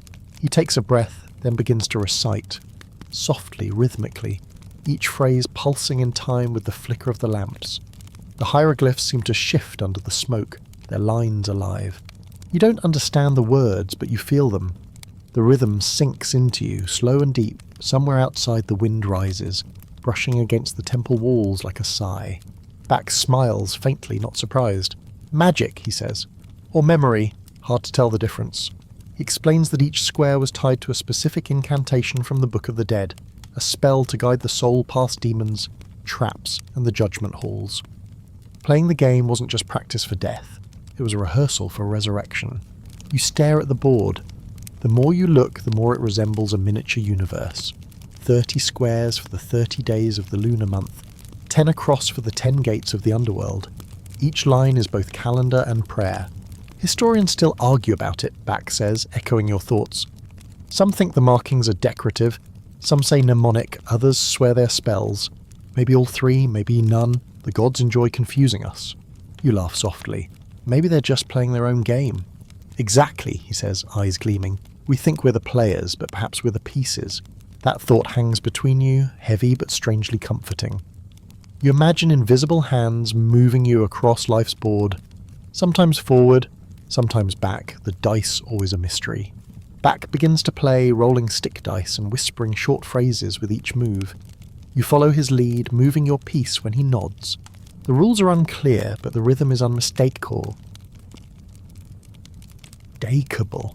Forward, pause, backward, breathe. The game feels less like competition and more like meditation. You're not trying to win, you're trying to remember something you didn't know you'd forgotten. At one point, Back's piece lands on a square painted with a blue wave. He murmurs a word under his breath and smiles. "Ah, the waters, my favourite." "Why?" you ask. "Because you must go back," he says, "but you never return the same." You nod, feeling the truth in that. Every mistake, every delay, another lesson. Maybe even eternity has checkpoints. You roll next. The dice land unevenly. One stick balanced awkwardly on its edge before toppling. Back raises an eyebrow. "Interesting, though," he says. "What does that mean?" "It means," he says, "you've caught the god's attention." You grin nervously. "That doesn't sound safe." "It rarely is," he says, smiling wider. "But it's how you know you're alive." The torch nearest the door sputters and dies. The remaining light deepens, throwing shadows that flicker like wings across the walls. Back doesn't seem to notice. He's tracing one of the square symbols with his fingertip, murmuring again. You recognize one of the signs, a stylized feather. That's Mahat, right? He nods. Truth. Balance. She sits in judgment when the soul's heart is weighed. Too heavy, and the heart is eaten by the devourer. You swallow. Lovely. He grins. But if your heart is light enough, she lets you pass, square by square, until you reach this one. He taps the final space. The House of Rebirth. The feather symbol glows faintly, reflecting the firelight. You stare at it, feeling something like peace. So in the end, everyone gets another turn. Back leans back. If they're patient. Outside, a sudden gust rattles the doorway. The lamps flicker again, shadows leaping like startled birds. For a moment, the smoke trails across the board in a perfect spiral, a shape so deliberate it feels impossible. Back exhales slowly. They're listening. You want to ask who they are, but you already know. The gods, the ancestors, the old players who never stopped rolling. You both sit in silence, the night pulsing softly around you, the incense burning down to ash.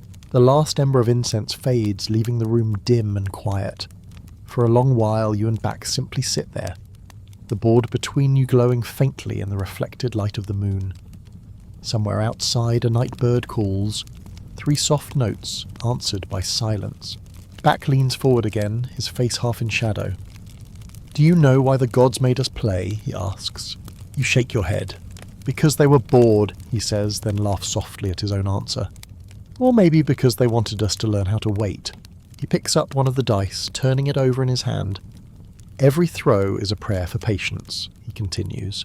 "Sometimes you roll well, sometimes not, but the waiting, the watching, that's where the magic happens." He places the die back on the board gently, almost like an offering. The priestess who owned this believed that when the game ended, she would rise again. Not because she won, but because she played. You feel a chill, not fear, but recognition. The idea fits perfectly with everything you've seen here. The Egyptians weren't obsessed with winning. They were obsessed with continuing. Back rises and stretches. "Come," he says, gathering the board back into its linen wrap. The night grows thin. The temple doesn't like guests after the second hour. You follow him through the hallways. The walls seem alive now, hieroglyphs glinting faintly as if the eyes of painted gods are watching you pass. You can feel something like gratitude in the air, a hush that feels less like warning and more like blessing. When you reach the doorway, Back turns to you. "If you dream of squares tonight, don't be afraid. It means you've been invited to play again." You nod. "Will you?" He smiles. "I never stopped." Then he disappears into the dark corridor, leaving you alone beneath the stars. You step outside into the cool desert air. The night sky sprawls above you, endless and exact. Each star shines like a pinprick through black silk, and you remember how the Egyptians saw them not as distant suns, but as spirits, the uncountable souls who had made it through the last square. You find a flat stone near the temple wall and sit down, still feeling the warmth of the board on your hands. You draw 30 squares in the dust just to see if you remember them. Your finger traces the pattern easily now. It feels natural, inevitable. When you finish, the shape looks almost alive, like it's waiting. You pick up a pebble and move it from one square to the next, slow and rhythmic. "One for the living," you whisper, "one for the dead, one for the dreamers in between." The wind answers, soft and low. Historians have long argued about where the idea of magic squares began. Some point to ancient China, others to Babylon. But the Egyptians may have been the first to give the pattern a soul, to treat geometry not as numbers, but as a hymn. To them, the universe was built on order. But order didn't mean rules, it meant rhythm. The Senate board wasn't a puzzle to solve, it was a melody to remember. Each square, each throw, each breath, all part of a cosmic pattern too vast to see at once. As you sit beneath the stars, you think about all the versions of this game you've seen. The boy and his mother by lamplight, the nobleman's tomb board, the queen's lucky throw, the arguing scribes, the priest's secret spells. Every one of them was right and wrong in their own way. Each found a truth that fit their life. Maybe that's what Back meant about waiting. Maybe enlightenment isn't a victory, it's a long, patient game played square by square until the board finally folds into light. The sand shifts gently in the breeze. You draw one last line, closing the grid, and smile. "Your move," you whisper to the gods again. The stars shimmer faintly, and for a heartbeat you think you see a flicker of motion across the sky. Something rolling, something landing, some vast unseen hand still playing. You exhale slowly, content. Morning returns with the smell of baking bread. Thick, yeasty, alive. The whole city seems to breathe it in unison, a sigh of warmth and comfort before the day truly begins. You wake on the riverbank, the dust clinging to your skin, the Nile stretching out beside you like a sleeping god. Somewhere nearby, a rooster makes a heroic attempt at a crow, followed by the sound of someone laughing.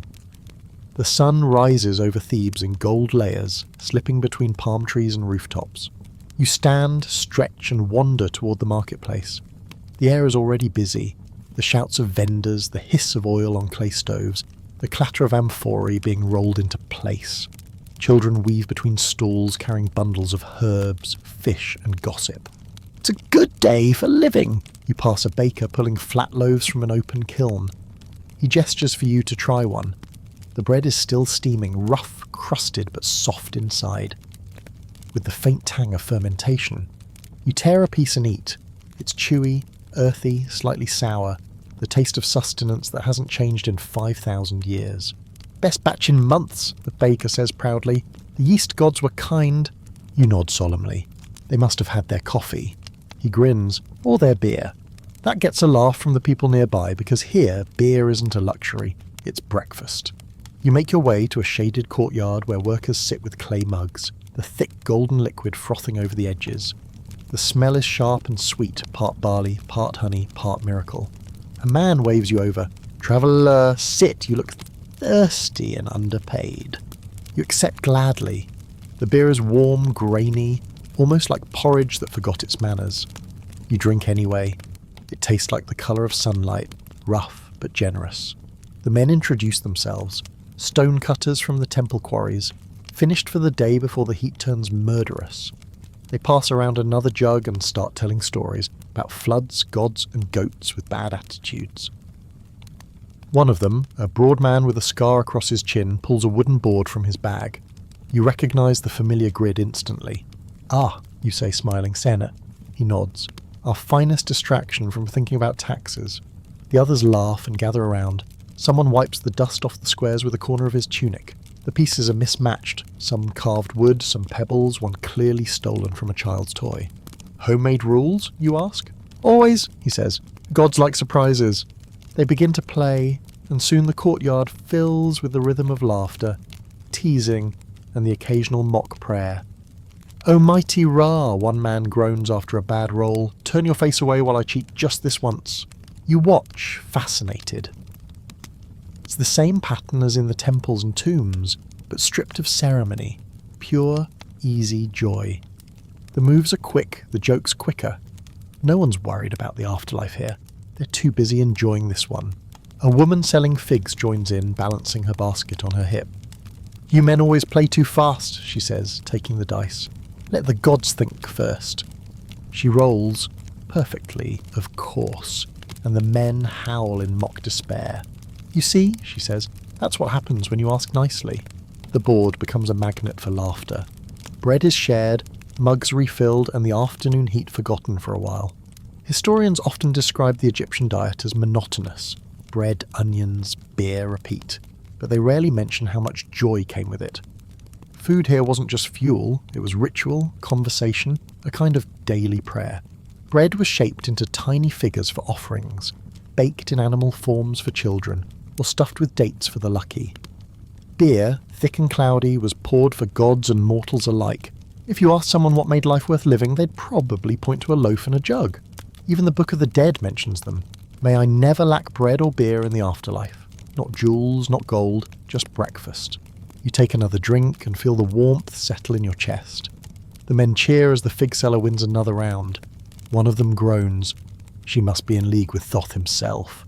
Thoth prefers brains. She shoots back, "You're safe." They roar with laughter again.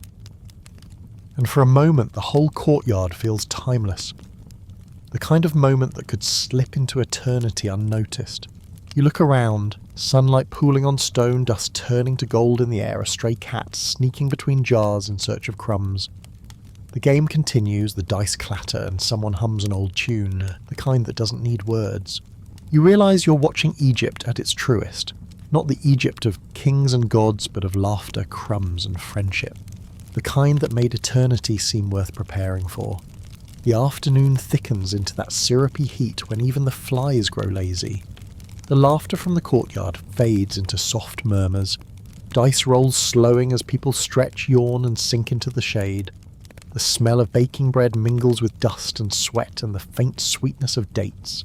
You lean back against the wall, the clay still warm behind you. The woman with the figs fans herself with a palm leaf. "We play to forget the sun," she says, "but it always wins in the end." The man with the scar takes another drink and sighs. The sun, taxes, and wives. The great eternal enemies. That earns a round of tired laughter. Then one of them, a younger worker with a voice like gravel, speaks up quietly. "My grandfather used to say we play because the gods get lonely watching us work all day." You raise an eyebrow. "So this is for them?" He shrugs. "Everything is for them, but sometimes it's for us too." The others nod. The fig seller tosses a piece of bread to the cat, who catches it mid-air like a champion. "The gods don't need all the offerings," she says softly. "They just want us to keep laughing." As the heat softens, the men pack up the board. One of them wraps it in linen with surprising care. You ask if he's taking it home. "No," he says. "It belongs to the tavern. We leave it here so anyone can play." You blink. "Anyone?" He grins. "Of course. What's the point of eternity if you can't share a turn?" The others agree with small nods. It's such a simple act, leaving a game behind for strangers, but somehow it feels like the most Egyptian thing you've heard all day. Later, as the market quiets, you wander through the narrow streets again. You pass an open doorway where a family eats together. The father tearing bread, the mother pouring beer, two children arguing over who gets the bigger piece. The smell of onion stew drifts out, warm and comforting. Inside, on a low table between them, lies another Senate board. Small, wooden, worn from use. The children take turns rolling dice between bites of bread. Their mother watches with half a smile. "Don't fight," she says gently. "The gods are watching." The little boy rolls poorly, scowls and mutters, "Then the gods are cheating." Everyone bursts out laughing. The boy's frown softens into a grin. You can't help but laugh too, quietly, from the street. It's such a tiny, perfect moment, faith and rebellion sharing the same breath. Historians write about temples, dynasties, conquest, but what they rarely mention are nights like this. The quiet holiness of an ordinary meal, the soft creak of a door in the evening wind, the flicker of lamplight over half-finished bread. This is where eternity hides, not in gold or stone, but in habit, in the daily rhythm of eating, playing, resting, repeating. The Egyptians built pyramids for their kings, but they built comfort for everyone else. The taste of warm beer, beer, the hum of conversation, the game that never ends. You find yourself back by the river as dusk falls. The water glows amber, dotted with tiny ripples from passing fish. Somewhere downstream, music drifts from a tavern, drums, laughter, the faint clatter of dice. You sit by the shore, dipping your fingers into the cool current. The taste of bread and barley still lingers on your tongue.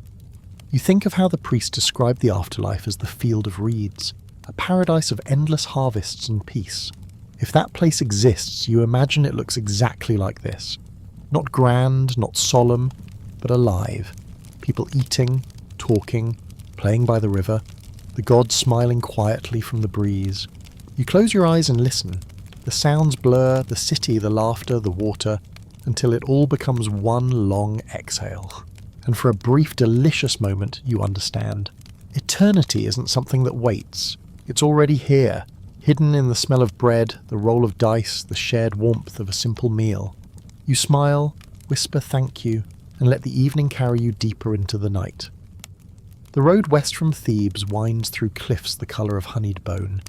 The air smells of dust and copper, the faint perfume of desert wind after heat. You follow a caravan of workers heading toward the Valley of the Kings, their torches' little suns swaying in the dusk. This is where eternity is built by calloused hands. When you arrive, the valley is already alive with murmurs and the tap-tap of chisels echoing through the rock. The sun has set, but the work doesn't stop. It just moves underground. You see small entrances cut into the cliffs, each one marked with chalk symbols, names of pharaohs, protective prayers, sketches of animals that will never breathe. A foreman spots you and waves. "You're late," he says, half joking. "We've only got a few centuries left." You smile and follow him into one of the tomb shafts. The air inside is cool and dry, lit by small oil lamps that fill the space with golden smoke. Every surface, walls, ceilings, even the floor, is covered in half-finished paintings. Gods, boats, the sun's journey through darkness. The workers hum as they paint, the sound rhythmic, almost hypnotic. Someone whistles an off-key tune. Someone else tells a joke about Anubis losing his brush again. They don't seem weighed down by the thought of death. They seem busy, alive. At the far end of the chamber, two men are carving a large inscription. You lean closer to read, "For him who lived by the light of Ra and rests by the mercy of Osiris." The younger of the two carvers glances at you. "Nice words, aren't they?" he says. "The scribe wrote them last week. He's very proud." The older man grunts. "Too many words. The dead don't need poetry. They need company." He points toward a small alcove near the wall, where you notice, unsurprisingly by now, a Senate board. The squares are crudely carved, the pieces made from leftover stone chips. One of them, shaped like a tiny pyramid, has a chip missing from the corner. You crouch beside it. You play here? Every night, the old man says. After work, the gods can wait, the beer can't. He wipes the sweat from his brow, sits cross-legged, and gestures for you to join. We play for luck, he says. Good throws mean no cave-ins, no broken tools, no inspectors from the palace. You laugh and sit across from him. And bad throws? He grins, revealing a few missing teeth. Then we drink more beer. He rolls the dice. They clatter softly across the board, landing unevenly. Ah, he mutters. Ra's still angry about last week. You pick up the sticks and toss your own. They spin once, twice, then fall perfectly, 3 light, 1 dark. The men cheer softly. Lucky hand, maybe you should stay. They play for hours between breaks of quiet storytelling. One worker describes his family's small farm on the east bank, how the Nile's flood buried their crops last year, but also made the soil richer. Another talks about his dream to carve statues instead of walls. You get to see your work in daylight, he says wistfully. They laugh often. They play often. And between moves they eat. Thick bread, dried figs, salted fish, passing everything around in the same easy rhythm as their jokes. You realise these men live in a world balanced between toil and laughter, life and death, sunlight and shadow. The tomb may belong to kings, but the living make it sacred. At one point, a young boy enters carrying a jug of beer. He's the water carrier, barely 12, face dusty and bright. The workers cheer his arrival. "The saviour of souls!" someone calls out. He grins and pours mugs for everyone, including you. The liquid foams slightly, golden brown in the lamplight. "Don't spill," the old man warns. "The gods hate waste." You drink, the taste thick and slightly bitter, comforting. The beer smells of barley and patience. The boy watches the game, fascinated. "Can I roll?" he asks. The old man hands him the dice. "Roll well, and maybe you'll live long enough to play again tomorrow." The boy tosses them, eyes wide. All light sides up. A perfect throw. The men whoop and pound the ground in celebration. "See," the old man says, winking. "The gods love beginners." The boy beams, pride glowing through the dust on his cheeks. Later, when the lamps burn low, the workers pack up their tools. The sound of chisels fades, replaced by the faint whistle of wind in the tunnels. Someone hums a tune, low, sleepy, beautiful. You stay behind for a moment, staring at the Senate board half lit by the last flame. The pieces are still mid-game, frozen between moves. You think of all the games played in the shadow of these tombs, all the laughter, the sighs, the rolls that went unrecorded but not forgotten. It hits you then, these weren't just labourers building graves. They were craftsmen of eternity, shaping both stone and time. And maybe that's why they played, because somewhere deep down they knew they were carving their own immortality, one square at a time. The night outside the tomb is soft and windless. The valley hums quietly, the faint ring of hammers, the rustle of linen, the breathing of hundreds of men asleep under the stars. You step out into the open air, your eyes adjusting slowly. The cliffs glow faintly silver beneath the moon, their shapes sharp and calm. Down by the workers' camp, the fires are still burning. You make your way toward the light, following the sound of music, a flute, low and wandering.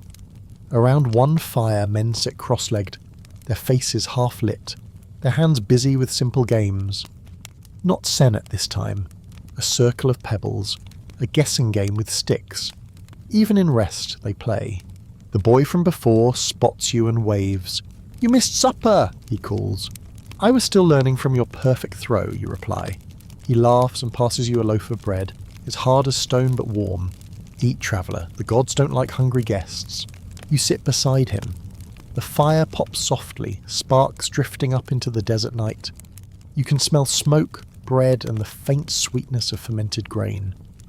Around you, the men talk in low tones about their families, their pay, and their dreams of owning small plots of land when the pharaoh no longer needs them. The boy listens, chin resting on his knees. "I think I'll stay here," he says. "When I'm older, I'll be the one carving." One man chuckles. "Then you'll curse the gods just like we do." The boy grins, only if they deserve it. The firelight dances across their faces, turning sweat and dust into gold. You notice how they treat one another, not like slaves or labourers, but brothers. Everyone shares bread, beer, laughter. Even exhaustion is divided evenly, made lighter by the act of telling stories. An older man begins to hum an old tune. It starts slow, then the others join in. A soft chorus, wordless but full of memory. You feel it in your chest more than your ears. Then quietly the old man begins to sing. May the stones remember us, may the dust carry our names, may the wind tell the game we played. His voice cracks, but no one laughs. They just keep humming a low tide of sound beneath the stars. You look around the valley. Each tomb entrance glows faintly from within, a constellation of man-made stars carved into the earth. You realise that these men, the nameless, the tired, the laughing, are the real architects of eternity. Historians still debate how they lived. Some call them slaves, others artisans under divine duty. The truth, as always, lies between. They were workers, yes, but also dreamers. They sang to their tools, carved jokes into stone, and played senet by torchlight as if each throw might echo in the afterlife. Their graffiti still survives, carved into tomb walls and cliff faces. We made this for the king. We drank beer and it was good. Be happy, for tomorrow is uncertain. Tiny fragments of immortality hidden in laughter. The night deepens. One by one the men fall asleep near the fires, heads resting on their arms. The boy still sits beside you fighting drowsiness, his eyelids heavy. Do you think the gods ever get tired? He asks. Of what? You whisper. Of waiting for us to finish the game. You smile. Maybe they don't wait. Maybe they play too. He thinks about that, then nods, satisfied. Then I hope they let us win sometimes. You chuckle softly. I think they already do. He yawns, curls up beside the fire, and is asleep within moments. You lie back, staring up at the stars. The Milky Way stretches across the sky like a painted ceiling. You remember the ancient Egyptians believed it was the goddess Nut. Her body arched over the world, swallowing the sun each night and giving birth to it again each morning. You can almost see her now, vast and kind, the stars glittering across her skin. The Senate board, the tomb, the bread, the laughter, all of it feels like part of her. A single enormous pattern playing itself out endlessly, build, rest, play, remember. Somewhere in the distance you hear the faint clatter of dice again. Or maybe it's just the wind tumbling pebbles down a slope. Either way, it's the same sound, the eternal throw. You close your eyes, the warmth of the fire fading against your skin. The game continues in dreams. And beneath the sleeping valley, the builder's laughter still echoes through the stone. The city is quieter now. Thebes hums softly under the afternoon heat. The chatter of merchants, the sigh of oars against the river, the occasional cluck of a lazy chicken with nowhere to be. You follow a narrow alley until you find a small shop tucked behind a shrine. A wooden sign hangs crookedly above the door. Scrolls, records, and repairs, reasonable rates. Inside, the air smells of ink and old papyrus. A thin man sits at a low desk, surrounded by scrolls stacked like uneven towers. His robe is stained with ink. His hair looks like it hasn't made up its mind in years. Without looking up, he says, "You're either lost or curious. Either way, come in quietly." You do. The scribe dips his reed pen into ink and keeps writing. A neat column of hieratic script, steady and unhurried. Finally, he sighs, sets the pen down and squints at you. You have the look of someone who's been playing too many games. You smile, only learning them. He grunts. "That's worse." He gestures for you to sit. "I'm Panesi, keeper of forgotten rules and bad handwriting. They bring me half-broken tablets and expect miracles." He points to a cracked piece of limestone etched with faded squares. "Senate, from a noble's tomb. They want me to restore the inscriptions, as if I can ask the dead to repeat themselves." You lean closer. The board's markings are faint. Birds, waves, stars, all half erased by time. Panesi sighs. "Historians argue over the rules. I argue with ghosts." He reaches for a new scroll. Every few years, some priest decides to fix the game. They add squares, change meanings, write poems about divine order. But the gods, they never published an update. You laugh and he cracks a smile. "I used to play, you know," he says softly. "With my wife. She cheated. Terribly. Claimed Hathor blessed her rolls. I said Hathor had better things to do." He pauses, looking at the broken board. "After she died, I stopped playing. too quiet without her. For a long moment neither of you speaks. The air is still, filled only with the slow drying of ink. Then Panessi sighs, picks up the dice and rolls them on the desk. They clatter softly, landing in your favour. "Well," he says, "looks like you've got beginner's luck. Maybe the gods are still paying attention." He hands you the dice. Take them. The next time you play, tell the board a story. That's how we keep the rules alive, not by writing but remembering. Outside, the wind stirs dust through the alley. You glance back once before leaving. Panessi has already returned to his scrolls, but there's a faint smile on his face, the quiet kind that remembers both laughter and loss. As you step into the sunlight, you think, some games are never lost. They just wait for players who remember to care. Night has fallen again, and the Nile mirrors the stars like a slow-moving sky. The air is thick with the hum of crickets, the sweet smoke of oil lamps, and something electric, as if the gods themselves are awake tonight. You walk along the temple causeway where stone sphinxes line the path, their eyes glinting faintly in the lamplight. At the far end, a priest waits beside a small shrine of Thoth, god of wisdom, games, and writing. He's older than time, or at least looks it, his back bent, his gaze sharp. "You've been following the game too long," he says, not as a question but a diagnosis. "Come, it's time to see where it began." He leads you into the temple, through corridors carved with stars and feathers, and until you reach a hidden chamber. There, under a ceiling painted deep blue, stands a low table carved from basalt. On it rests a senate board unlike any other, its surface smooth as glass, its squares filled not with hieroglyphs but constellations. "This," says the priest, "is the board of the gods." He tells you the story in a whisper that fills the room. Before men, before time, the gods themselves played senate to decide the shape of the world.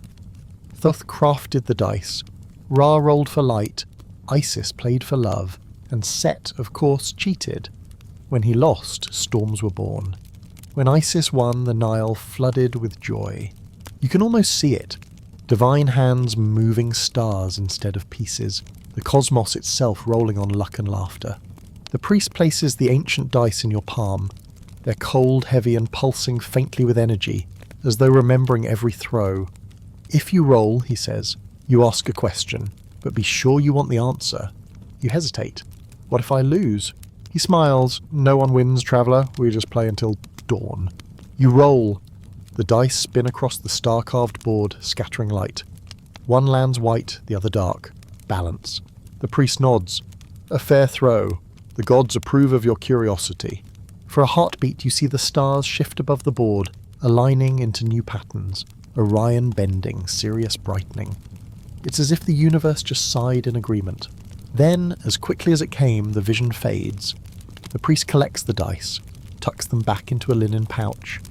"Remember this," he says. "Even the gods argue over the rules. That's why the world stays interesting." You bow your head, dizzy with reverence and amusement. As you step outside, dawn creeps along the horizon. The first light touches the temple walls, turning stone into gold. Somewhere you hear a voice, or maybe the wind, whispering across the river. "Your move." You laugh softly, bow to the sunrise, and keep walking. The next night feels lighter, almost playful. You dream, or maybe you really travel, to a place between places. There's no desert here, no sky, no temple walls. Just a wide courtyard filled with soft music and glowing lanterns. The tables are carved from alabaster. The waiters wear linen robes. On every table sits a senate board. "Welcome to the Afterlife Cafe." You blink, half laughing. The air smells like warm bread and lotus flowers. A man waves you over, an old friend though you've never seen him before. "You made it," he says cheerfully. "Sit." The dice are warm and the beer's better than memory. You sit. Around you souls murmur, laugh, roll dice, share food. A queen argues with a farmer over whose throw counts. A priest blesses his own bad luck. A small boy teaches a cat to play, and somehow the cat is winning. The waiter brings 2 cups of honeyed beer. "On the house," and he says, "New players drink first." Your companion grins. "Don't worry, nobody loses here. We just play until we understand." You laugh, sip, and roll. The dice bounce across the glowing board, landing light, dark, light, dark. "Balanced?" he says. "The universe likes you tonight." You glance around. At one table you spot the old scribe Panessi. grumbling good-naturedly at the queen he once accused of cheating. At another, the tomb workers are laughing with the boy in his perfect throw. Even back, the temple scribe sits quietly in a corner tracing spells on his board. "Is this real?" you ask softly. "Everything that's remembered is real," your companion replies. "We play to keep the story breathing." He gestures toward a group of new arrivals, their faces uncertain but curious. They'll learn soon. Every soul finds its rhythm. A bell rings softly. The music slows. The stars overhead ripple like water. Your companion rolls once more and smiles. "Looks like your turn's up." You stand. "Where am I going?" He shrugs. "Back maybe, or forward, doesn't matter. The game's the same everywhere." You glance down at your board. Your piece rests on the last square, the House of Rebirth, glowing faintly gold. The air around you warms, folds, and becomes light. The last thing you hear before everything fades is the sound of laughter, familiar, kind, eternal. You wake to the hush before dawn.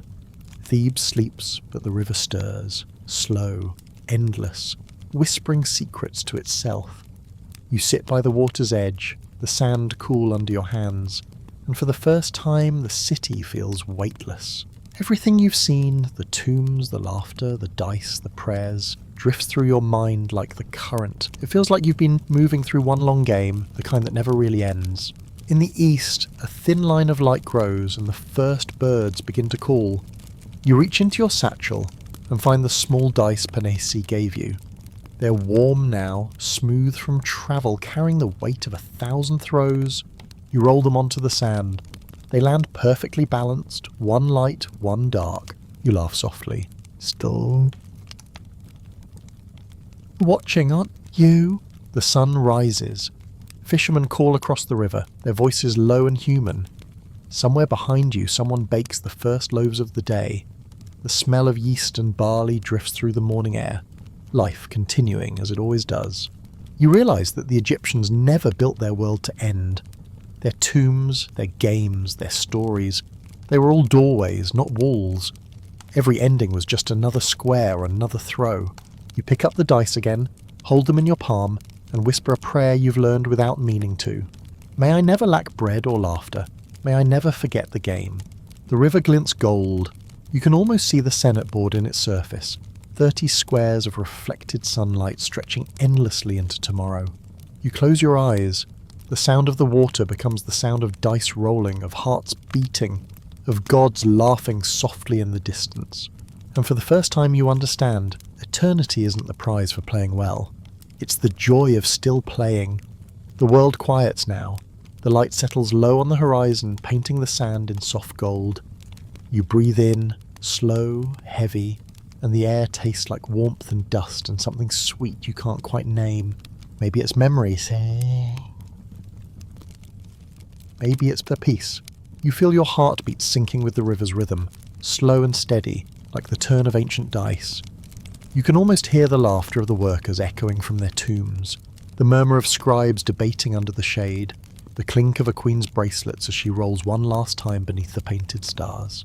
They're all still here, in the wind, in the stone, in the gentle hum of the earth. You lie back, close your eyes, and let it all fade into that half-dream space where history and sleep overlap. The game continues, slower now, softer, and you are both player and piece, moving one quiet square at a time toward the next dawn. Somewhere, very far away, you think you hear Panesi's voice again, smiling through the centuries. Remember, the gods love the slow players. You smile too. The warmth of the sun drifts over your face and the air becomes lighter, almost musical. The last sound before you drift away is the faint clatter of dice, the same sound that has never stopped. Then silence, but not emptiness. Just peace. Just sleep.